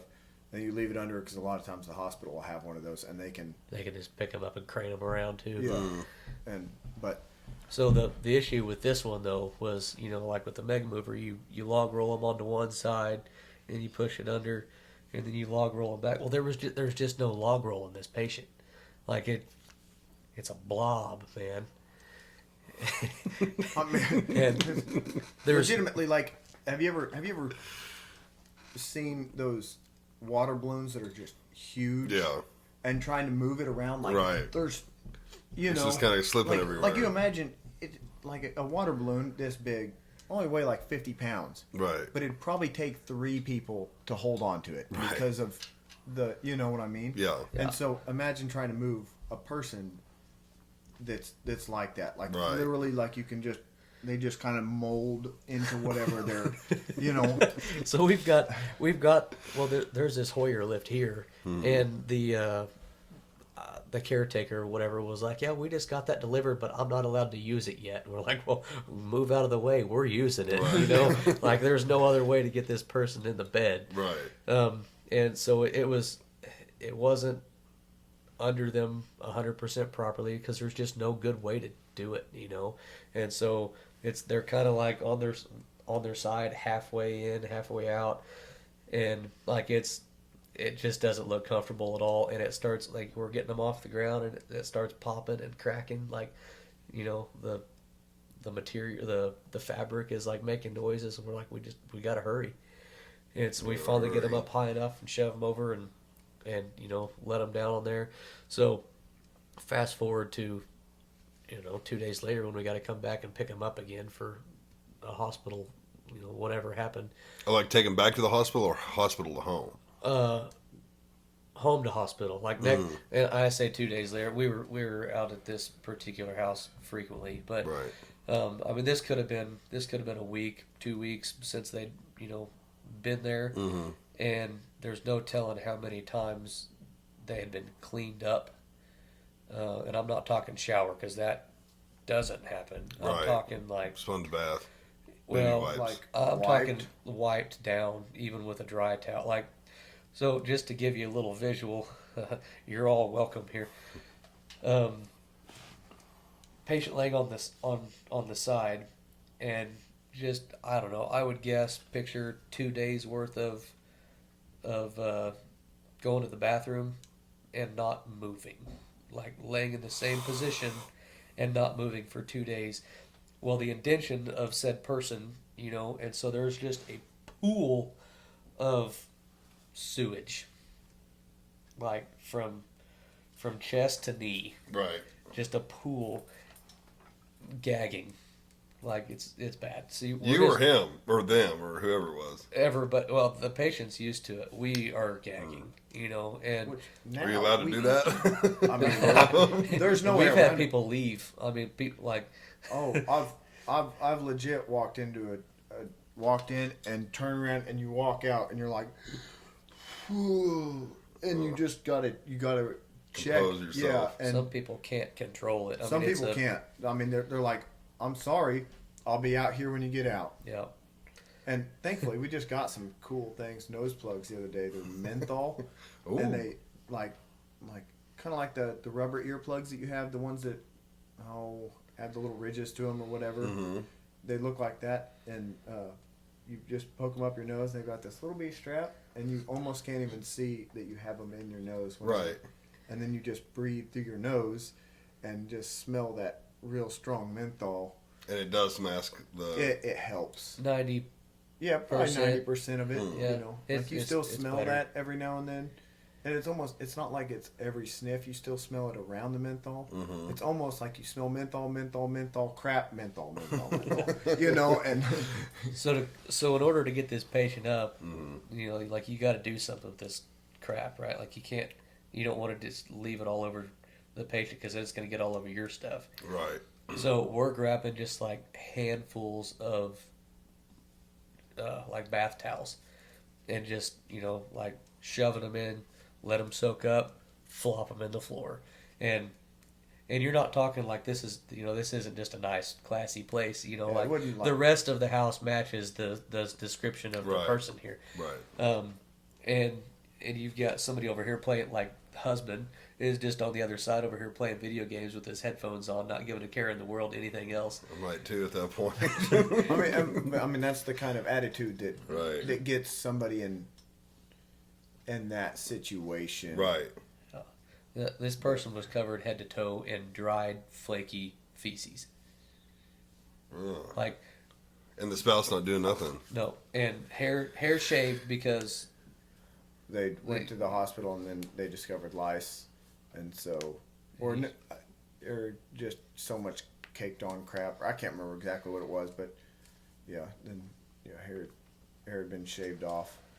so then Mm. so then just to give a visual on some other homes and this one included, but with these kind of with that particular class of patient comes just complete filth. Like Because you don't get in that kind of situation by caring. Right. And So there's probably animals in the house that are, shitting, Oh, pissing yeah. everywhere. Oh, yeah. Yeah. I don't know if you've ever Roaches, I don't know if you've mice. ever been inside a chicken house that's I feel like I have. or really I'm trying to think of somewhere where the smell of ammonia. just like like the pound. You ever go to the dog pound and like you just got that ammonia smell? No, from I've all been the at a dogs? hog farm and they're pretty rancid. Yeah, but so But not it's- ammonia rancid, just the It's smell. that's just that smells like crap, and that level of smell is it's that strong in some of these houses, but the ammonia in it's like there's literally like I know you've heard Maddie talk about going into chicken houses and having they measure the parts per million. of Yeah, because it ammonia. can like cause blindness and stuff in birds. So we go into houses, and the parts per million would be legitimately as high as what she would be worried about in a chicken house. Right. And like it'll make your eyes water. Right. It'll make your nose run. Like it's. And they're just in there breathing that in. And they'll shoot. There's lots of times you go in there and they'll be like, I'm having trouble breathing. Like, no freaking kidding. Let's go outside. Right. There's And then- not a whole lot of and then oxygen you in would, here. You legit take them out to the truck, and then like 5 minutes later, they're like, I am feeling better already. Like, Can we just I'm go so back home? shocked. Yeah. And then you just take them right back inside. Well, No, no. We're at that point, like Oh. they're going to the hospital with us. Right. You know. But it'd be nice Unless to like, they- go back in and crack and- a window. I mean, unless they say let me out, we'll stop and let them out Yeah. because we can't kidnap them. Yeah. But If you're ANO times 4, then yeah. What if it's a 600-pounder and they're like, let me out, I don't want to go. Do you have to help them back in? I mean, I've never ran into that situation. They want to go. I mean, I'd open the doors and say, "There's the door." yeah. And see what they do. Yeah, and if they I like, know what they do. yeah. Right. Well, like, can you help me? Like, No. I can help you go to the hospital. Yeah. As you call an ambulance, Right. Yeah. and whenever you get there, you can leave if you want to. Yeah. Again, Right. good luck. Which, you know, I mean, we've had patients where you pick them up, you take them to the hospital, they get to the hospital, and they immediately sign themselves out because that's what they wanted. They wanted a ride. We're, Do you even get to return to the station, or are you just like, oh, Well- we're taking them right back? No. they walk No, out. They walk out of the hospital Mm. because we picked them up in, say, whatever. Let's say out in the country somewhere, and we take them to Springfield, which is a common destination for us. Mm-hmm. And they get to Springfield. Well, their destination that they wanted was not the hospital. Their destination was somewhere else in Springfield. Best pro. Yeah, and so they, Some- They got a free ride. Really, Or- not, it wouldn't or be quite Bass Pro, possibly it's somewhere the- to live, somewhere to stay for the night, yeah, or something like that. maybe their favorite dealer. Who knows? Yeah, Mm-hmm. You could do know, that. and so they get up there. They've been up there for 5 minutes, and then they go up and they sign themselves out of the hospital and they walk out because they just got their taxi ride that the taxpayers will pay for. because we don't get to decide where they go. And So if we pick up a patient, a lot of times we'll ask them like, "Are you a Cox or Mercy patient?" And then, they or Freeman, but that kind of gives us an idea based on their severity. We can say like, well, we can take you local to one of the the lower hospitals, or with what you've got going on, we would really recommend you go to a higher level facility. Right.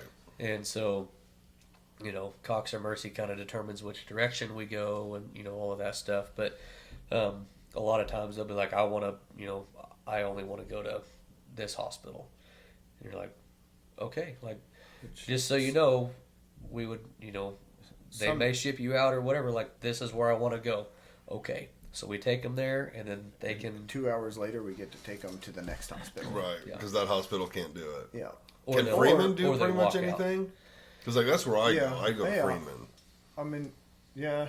It's still... what is... It's a It's class. a level 3, Freeman. I think. I think it was. I don't know. It's either a class 2 or a class 3. Whereas So the ones in Springfield are Cox fives. South, no, fours. Cox South is a 1. Oh, it's the other direction. Yeah. Oh, okay. Yeah, like Monette, Aurora, Cassville are class 4s, What's a 5?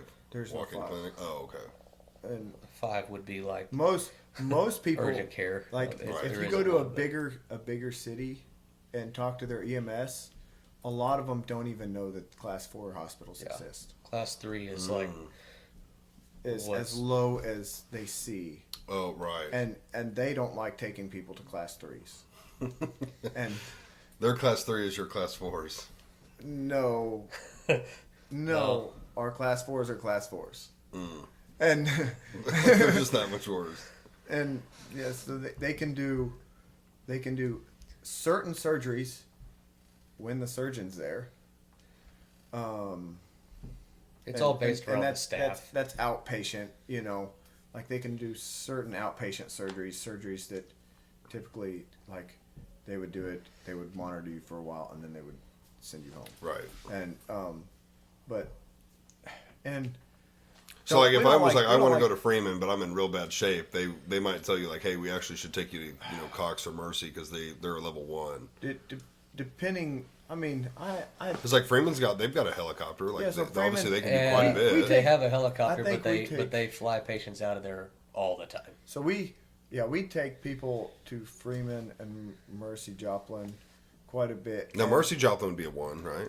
It's I pretty think big. it's a 2, or I think in some, and it can be. There's cardiac. Yeah, and And there then- can be class 1, class 2s of Yeah. certain things within them. I don't and I can't remember, remember. It may be a class 1. But I do know, like with the other service that I work for, we will take patients from both of those to South. They take patients from Mercy and Freeman to South every single day. This Cox South is just level 1. Yeah. Cox South is the best hospital that we have in our area. And then you've got Arkansas, which is, like And then- Rogers, and like Rogers But, is yeah. another level. And I mean, one. don't get me Right. wrong. South ships people out too. Yeah.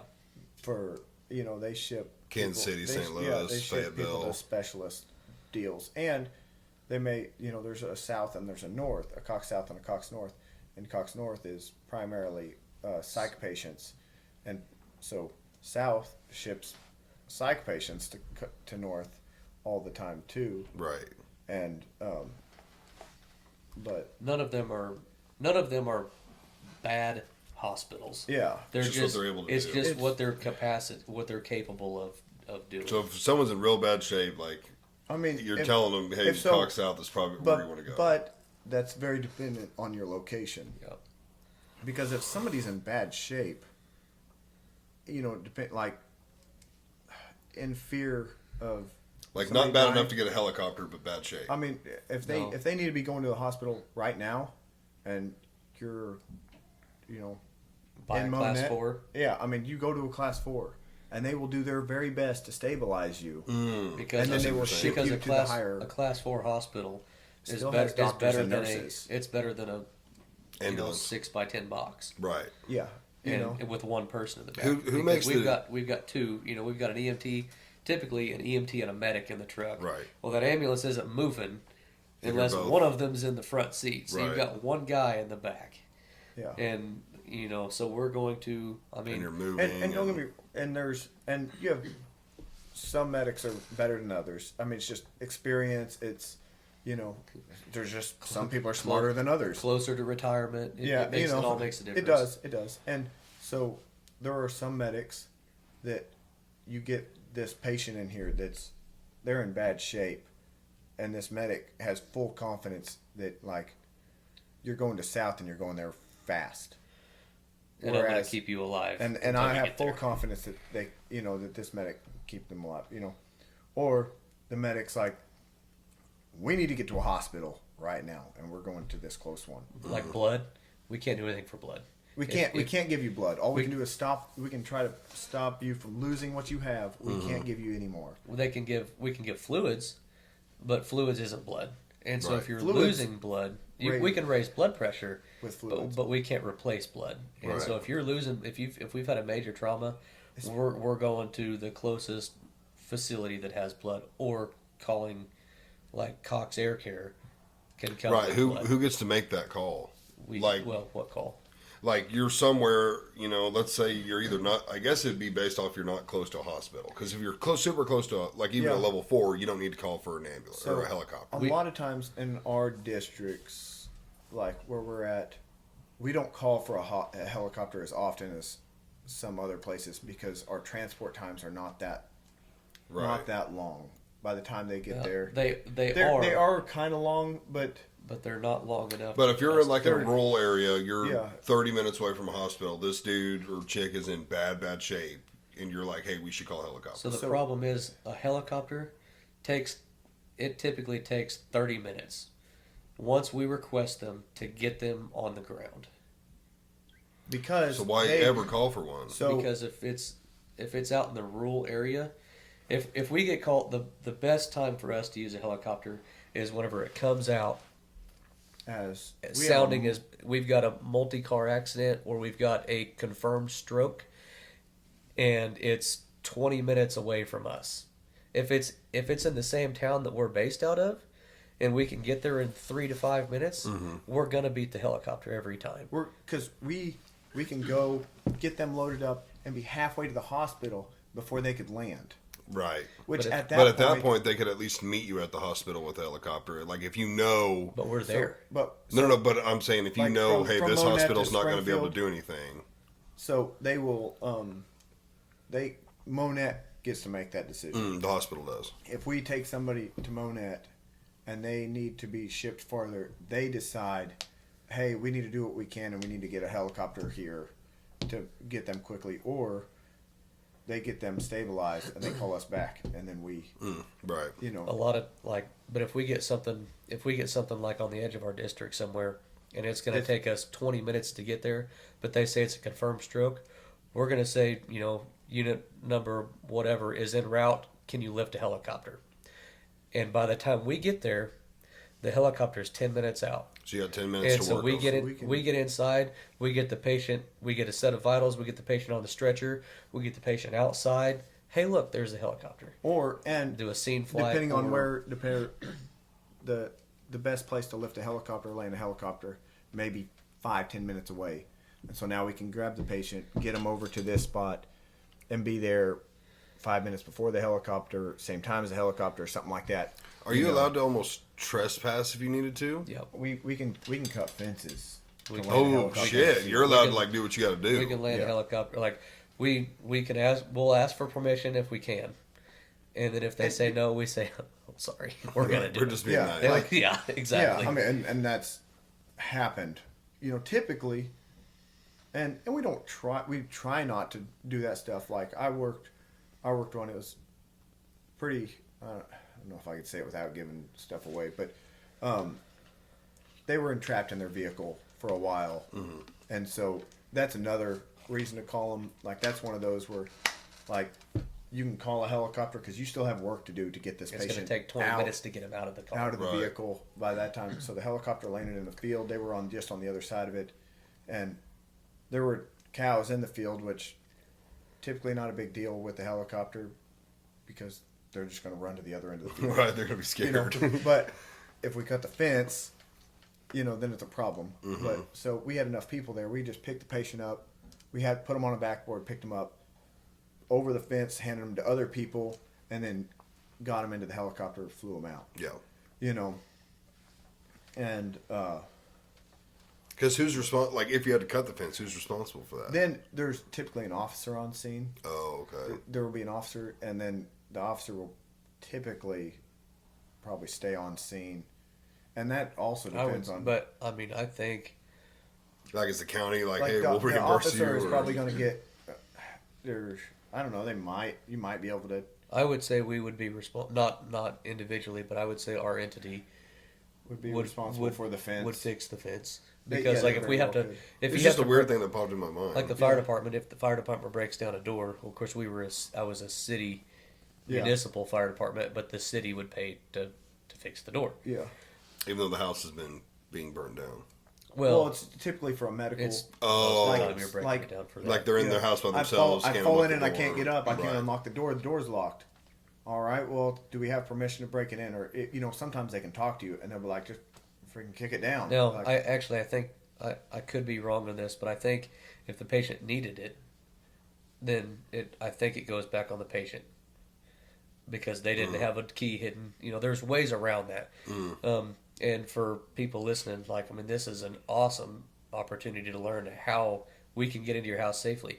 You can hide a key anywhere you want to on your property, and then you can call your local dispatch agency and tell them, I have a key hidden under the frog on the front porch, or it's around the back hanging on a hook, or Or my I have garage. a lockbox Yep. that has a code of 1, 2, 3, 4, and you can tell them that, and we get that on a regular basis. We have an active, which is an app that only first responders have, and they're only and we get Not So- all first responders, only ones that are responding to your house. Yeah, Right. That are the dispatch sends it to this company or whatever, and they will say over the radio, be like, there is a key in a lockbox, and the code is in your active, and so then we can pull up our active and go, oh, code is 1234, and we can get to the house and we can go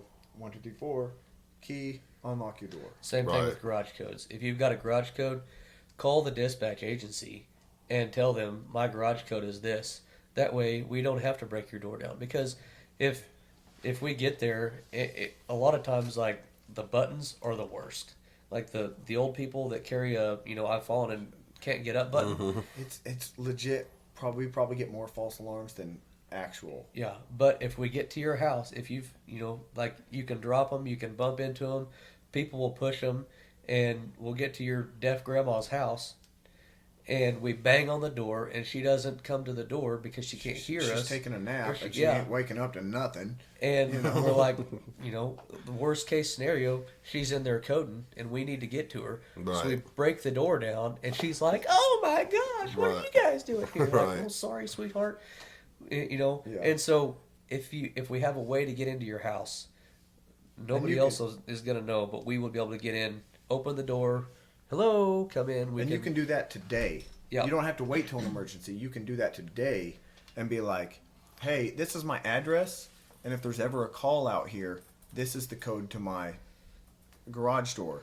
And they You will can just call them and let them know that. Yep, and they will just store that in the system. They put a note on that address, just like I if feel like I should do that. do it. should. You should. So my Every- dog's that's not what I'm kicked saying. down the literally, door. literally everybody should do this. Yeah. You should Oh. even if you don't have a key, if you don't ever have a key that you need, like if Right. you've got a key code, tell dispatch your key code, because How do you call your local dispatch without calling 911? So, You I mean, just look it up. You can look you gotta up. Google it. Yeah, look up. You're in Newton County. Look up Newton County Dispatch. you just look up your county or And Yeah. you would call them, and they're gonna say whenever you call them, there'll be a recording, and it'll be like, if this is an emergency, hang up and dial 911. For non-emergencies, if you want to talk to dispatch, press 1. If you're looking for PD, PD for a detective. detective. If you're talking about child services, push 3. And you'll just like, oh, well, I Dispatch. just want to dispatch, so I push 1, and then one of the dispatchers, like what Jake's wife does, is gonna answer and be like, hey, this is so and so. How can I help you? And you're like, well, I just wanted to let you guys know I live here, and this is my garage door code, in case there's ever a call out here and you guys need to gain entry. Yeah, and you That can is al- interesting. And you so can they're also, just gonna make a note. They're literally gonna type on their computer. They're gonna put this address, and it's gonna add a note, and they're gonna be like, code is 1234, and then whenever they dispatch us here, they're gonna relay that information, and we're just Like it gonna, automatically pops up, hey, they left a note and we can with this and you address. can leave. Yep. And most people don't know this either. You can leave any note you want. Yeah. So you can leave a note on there. This is, I have violent dogs. yeah, And like those are good. do not just come in the house. Even if the door's unlocked, like, let me control the dogs. Because we will set notes on people's addresses for them whenever we go into a residence. Violence and, dogs is and one that we if will they've- set. And they've got bed bugs. Yep. We will tell dispatch. We'll call them, so it's not over scanner land where everybody knows that your house is disgusting. But we will call dispatch and say, hey, will you make a note that 123 4th Street has bed bugs? And so next time we get a call out there, they will put that information in our notes. That way, if it's not us responding, it's you that's responding.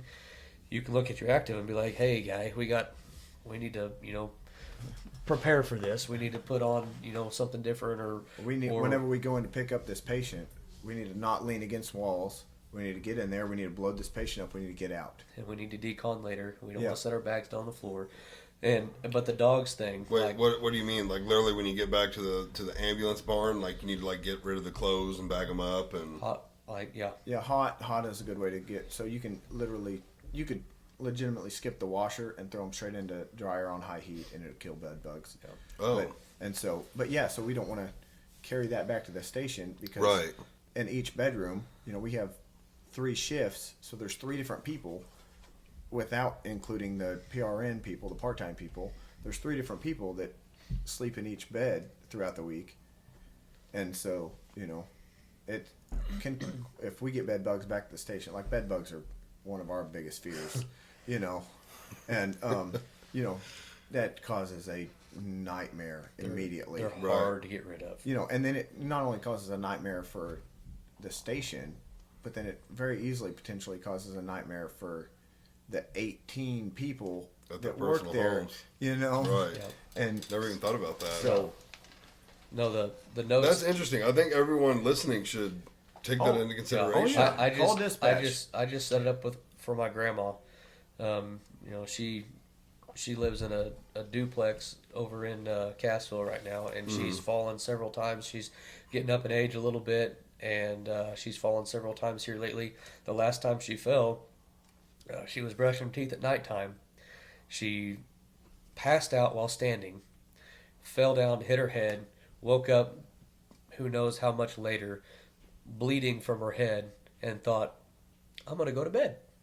And she did. And then she woke up the next morning and was too weak to get out of bed because of the blood loss. So she was able to call 911, but wasn't able to call me, wasn't able to get a hold of my dad, just called 911. Well, the first responders got there, and they were able to look up that my wife had inquired information about this address before. And so they called her asking if she had the key, if she knew where the key was. Like, she doesn't have a hidden key. We've been working on trying to get her to put one out, but she hasn't done it yet. And so, like, I'm calling my dad, like, hey, did you hide a key anywhere? Well, he wasn't answering the phone. So, like, break the door down. If you have to, break the door. And they, instead of doing that, which I would have rather them have done, they got a hold of the landlord and waited approximately 10 minutes for the landlord to get there. If my grandma was inside and had, called 911 and then had a stroke, Right. or had a heart attack, and you waited 15 minutes to get somebody there, I'm pissed. You know Kind what of I a mean? risky move to wait. It is. And it depends. Like, I've been to houses before where you can make contact with the patient without going inside.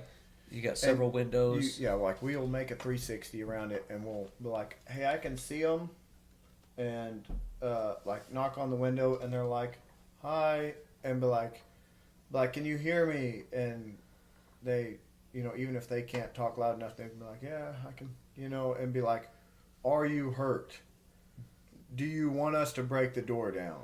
And they're like, no. Like, okay. Right. and then we'll wait. Right. But if But you if can't you- see them, you have to assume the worst. The worst, we need to right. get in there. And so they And didn't. property is replaceable. Yeah. Right. Yeah. Well, how do you guys break them down? We call the fire department to break them down. Yeah. Oh. You can, You never They- kicked one in. They I have have the on tools. the fire department. Oh, but And are you not allowed to as an we- EMS? It's a very last case scenario for EMS. To Yeah, You'd rather that liability go to the fire department. EMS will defer to the police on Or the that, fire department. or the fire department on making entry. If we get there and it's like obvious we need to make entry, and We make and entry. then we will. Yeah, but I've Because never had to on an ambulance before. 50% of EMS is also either is or has been on a fire department. Right. they know the same stuff. Yeah. And but it's the fine line between, like, we're here to help somebody, we're not here to tear their stuff up. Right. But But- if we have to tear their stuff up to help somebody, We will. like, I don't care about your stuff. Right. And And they probably don't either at that point. No, but I was. you don't know that on Right. sometimes, Right. because I've had people that were really hurt, and they were like, be careful about that stuff. Like, I don't care about that right Right. now. Like, we've got to get you to the hospital. Right. Like, I'm We rearrange moving- houses yeah, all the time. frequently. We'll pick up tables and chairs, and we're And not they- throwing them, they- but we're moving them out of the way quickly. we do not, I say we do not generally speaking, we do not rearrange them. We do not put them back. Right. Like that is somebody else's problem later. Because You we're know? in a hurry. Now, Because- if we have several people on scene, or if one of us is there on the fire department and EMS takes the patient, we'll stand Oh, back yeah. and we'll put the Yeah. house back together. It's it's one of those like the patient is being taken care of, may go up to the other whoever is else and be like, is there anything else I can do for you? You know, especially whenever you're talking elderly. You know, when you're talking about 85-year-old man standing there because we're taking his 83-year-old wife, to the hospital, and you're like, how can I help you? Is there anything you need help getting around? Can I know. load your wheelchair for you or your walker? Have you gotten a hold of anybody to come be with you or to take you to the hospital? And like, well, I would, but I don't know where my phone is. Like, well, let me take a few minutes. And we'll go look for your phone. Or shoot, let's look for. Do you have your daughter's number sitting somewhere in the house? And depending on who it is, like it's completely at my discretion, but I can use my personal cell phone to call somebody if I need to. Right. And in that type of scenario, like it would not bother me to be like, hey, I'm so and so with the fire department. I'm here with your dad. As long as the patient or like patient's husband gives me the permission to release this kind of information, like, hey, they're taking, mom to the hospital, and can you come and be with your dad, or can you come and pick him up and take him to the hospital? That's another thing. Fire and EMS are bound by HIPAA. Police are not, which is interesting. Why? I think they've got some rules, but they're not bound because it's not medical information. But I thought that kind of applied to everybody. I know. But not cops. No.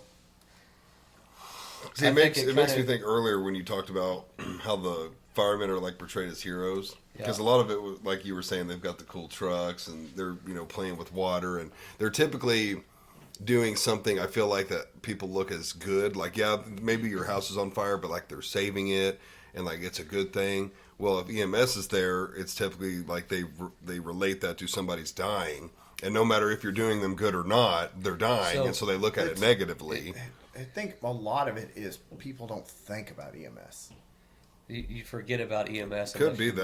need EMS, Because- yeah. And people think about cops a lot because you either love them or you hate them. Yeah, They're either pissing you off by pulling you over and giving you a ticket, Yeah. or Or you're a piece of crap and you deserve and you hate Right. the cops because Yeah, they're and- always Right, exactly. annoying and you, I have bothering you. I have a ton of respect for cops. Like, we know several cops on a first name basis, work with them all the time. right.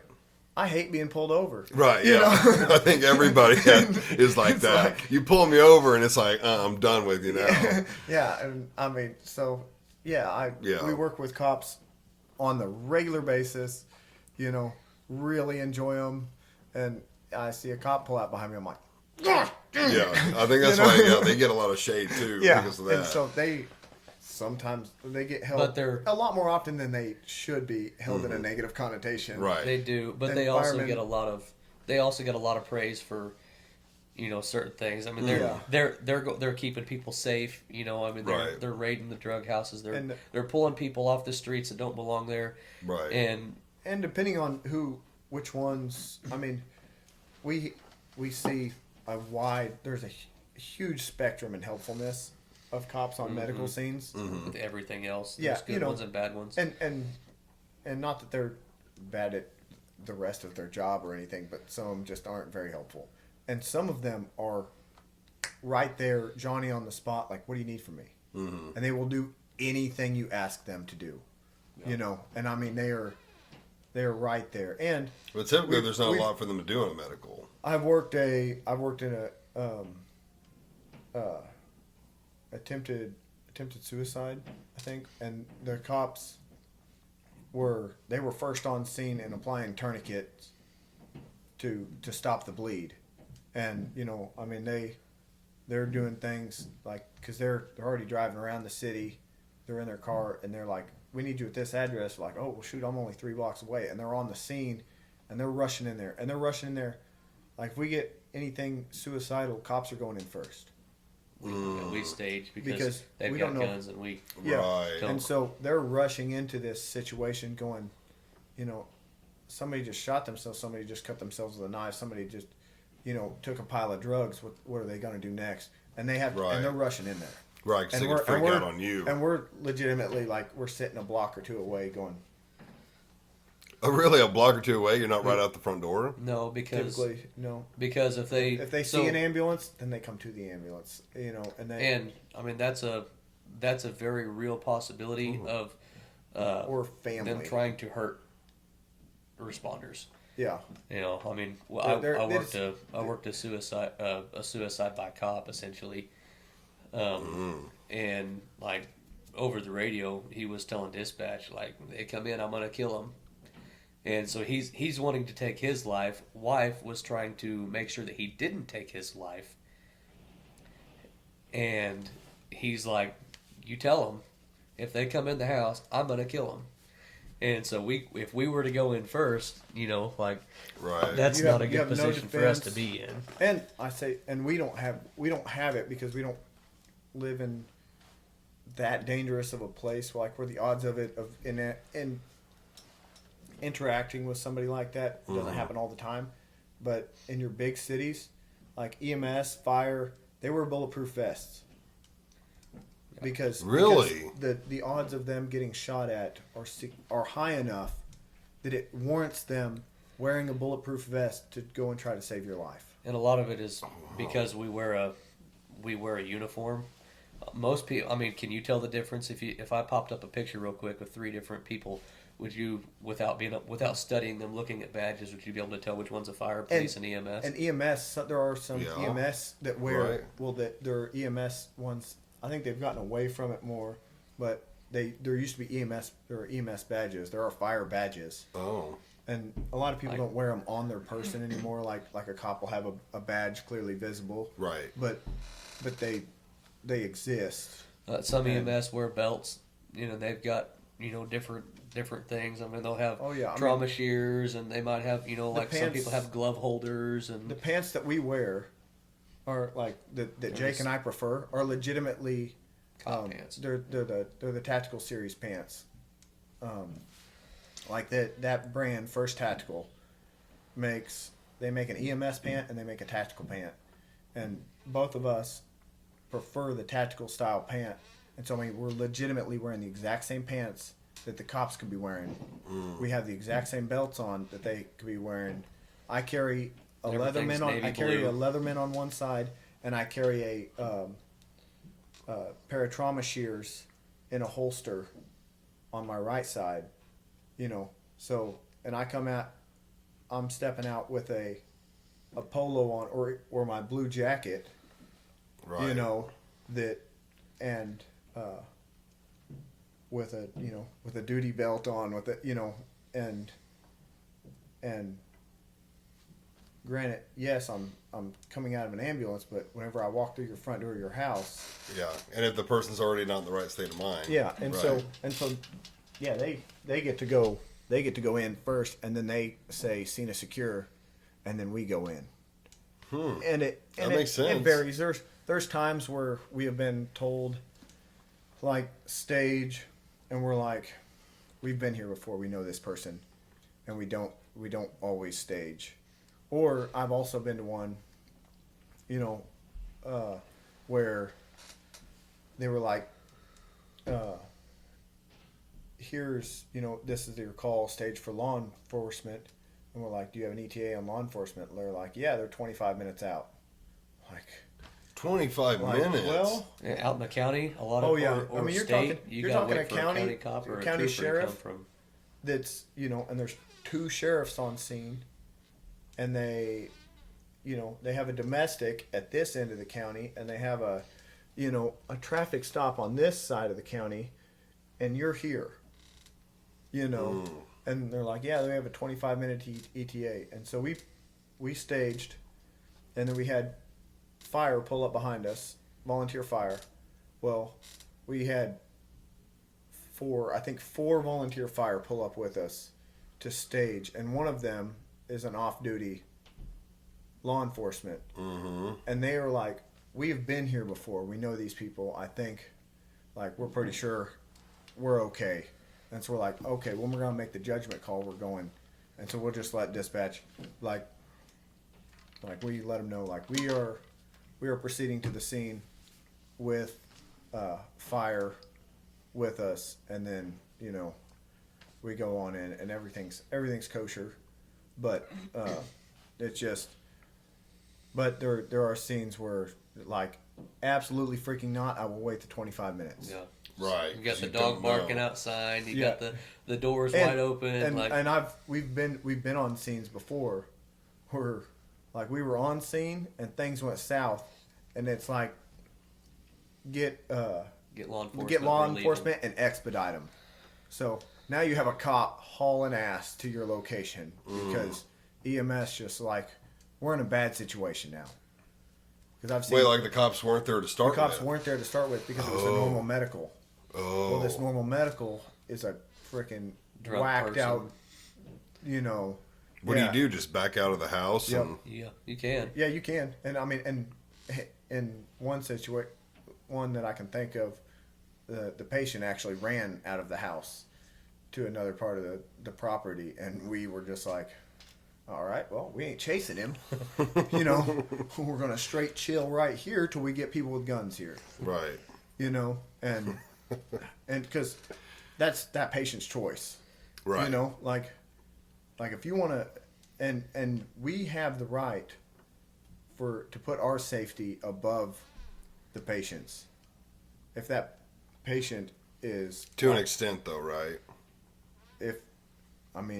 if like that's just like the scene's not secure.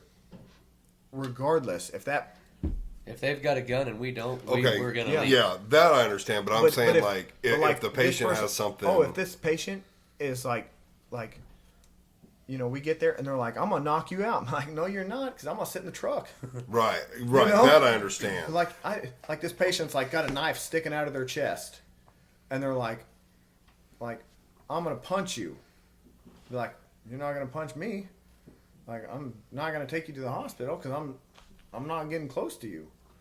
Right. Like, yeah, you need a hospital now. But you can't put your safety above theirs if it's something out of their control. Like, let's say they're HIV positive or something, and they're bleeding everywhere. So, we can't deny the patient. we help can't deny a because of- patient if they want help.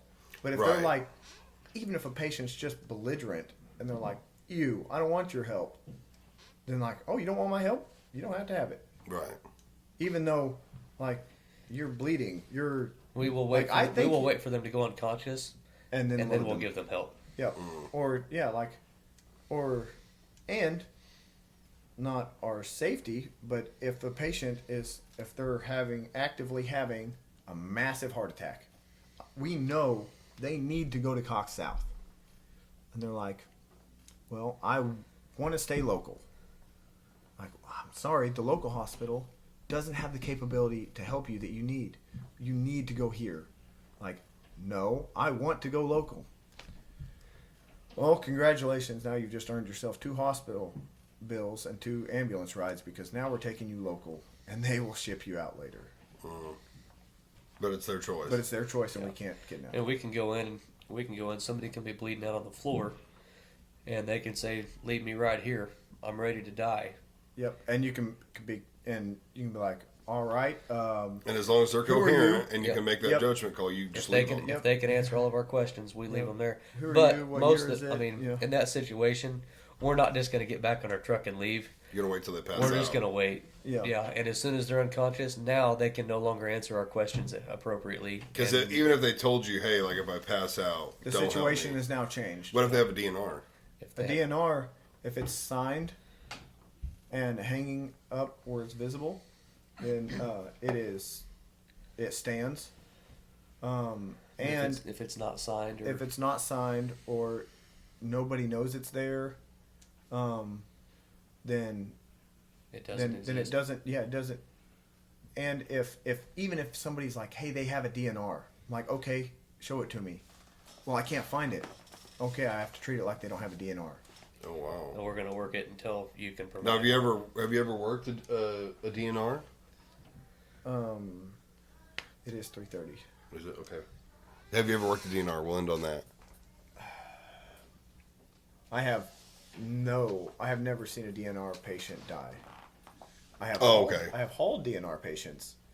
Wondering And- if it would happen. Oh yeah. And you just realize that you Typically, stop. Like hospice patients on the take home ones that have DNRs, you're like, keep going, buddy. Now, keep some of- breathing. Because if Some that of happened, them- like in the ambulance, you would just turn the lights off, and like if you were going hot to the hospital, you just shut the lights off. And, Oh no, if I don't know. Some, I guess on a DNR. some it of might- them have different. There's different levels of DNR. Yeah. There's like a do not intubate, but still do compressions. There's you can do compressions but do not intubate, and then there's full code. Okay, I would imagine like full code don't do anything. Yeah, yeah. There would if be they nothing don't want to either do. of them, we can't do Yeah, anything. I mean it would, and that would be very strange to have to do that. But yeah, I mean that's what that means. Because obviously it's a thing. Like people have Yeah. them, they don't want to go through And- the process of healing from CPR, or maybe they're Yeah. just ready to die. And Yeah. Yeah, Hmm. older people, cancer patients. They know Right. they know their time is coming at some point, why prolong it? Why and, and I they don't know, want to be a I've- vegetable. Yeah, I've been to a house where, and it was hard to tell how long the patient had died, and their spouse was standing there whenever I walked in, and I knew them well enough to know that there was his medical history, and typically like if we walk in and you can't tell how long it's been. Like if it seems like it could have been recent, then you work it. If they're cold, if they're stiff, it's clearly too far gone. But this patient was still warm, still pliable, and you know what I mean? Yeah. And this is just volunteer. and- this is volunteer firefighter, wasn't it? Yeah. And so, and I asked the spouse, like, do you want me to do compressions? And they were like, we just talked to the hospital, and they said that there's no way that they would survive intubations because their history was all lung related, like, and which is probably what caused them to die too, and Right. because it's the spouse's decision to not, they can tell me. Oh, a spouse can make a call as well. If they're power of attorney, Yeah. Right. Yeah. Right. but also if the spouse is power of attorney and they have a DNR, and we get there, and they're like, hey, he's got a DNR, but I want him worked, we're working it. Yeah. They can be like, never mind, I'm not ready, bring him back, and we'll try. Damn, they can trump someone's DNR. If I believe it's only if they have the Power of attorney, but still they can still trump it. Yeah.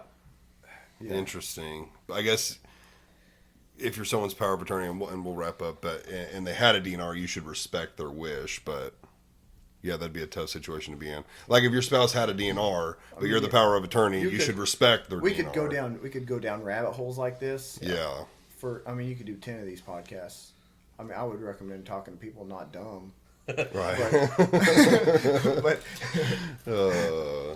But That's yeah. interesting. Well, guys, thanks for coming out. We have a Christmas party to get to. Yeah. So we got to wrap this up. Yeah, we're supposed to be there in 28 minutes. We'll get there. You drive fast. Yeah. Guys, thanks for watching and listening. Catch me each week. I release a new episode every Monday morning at 8 o'clock. We just hit, I think we're approaching 700 followers on Facebook. We just hit 70 subscribers on YouTube. So we're still going up each week. So that's a good thing. So hit the like, share, subscribe button. Check all that out. And we'll see you in the next one. Peace.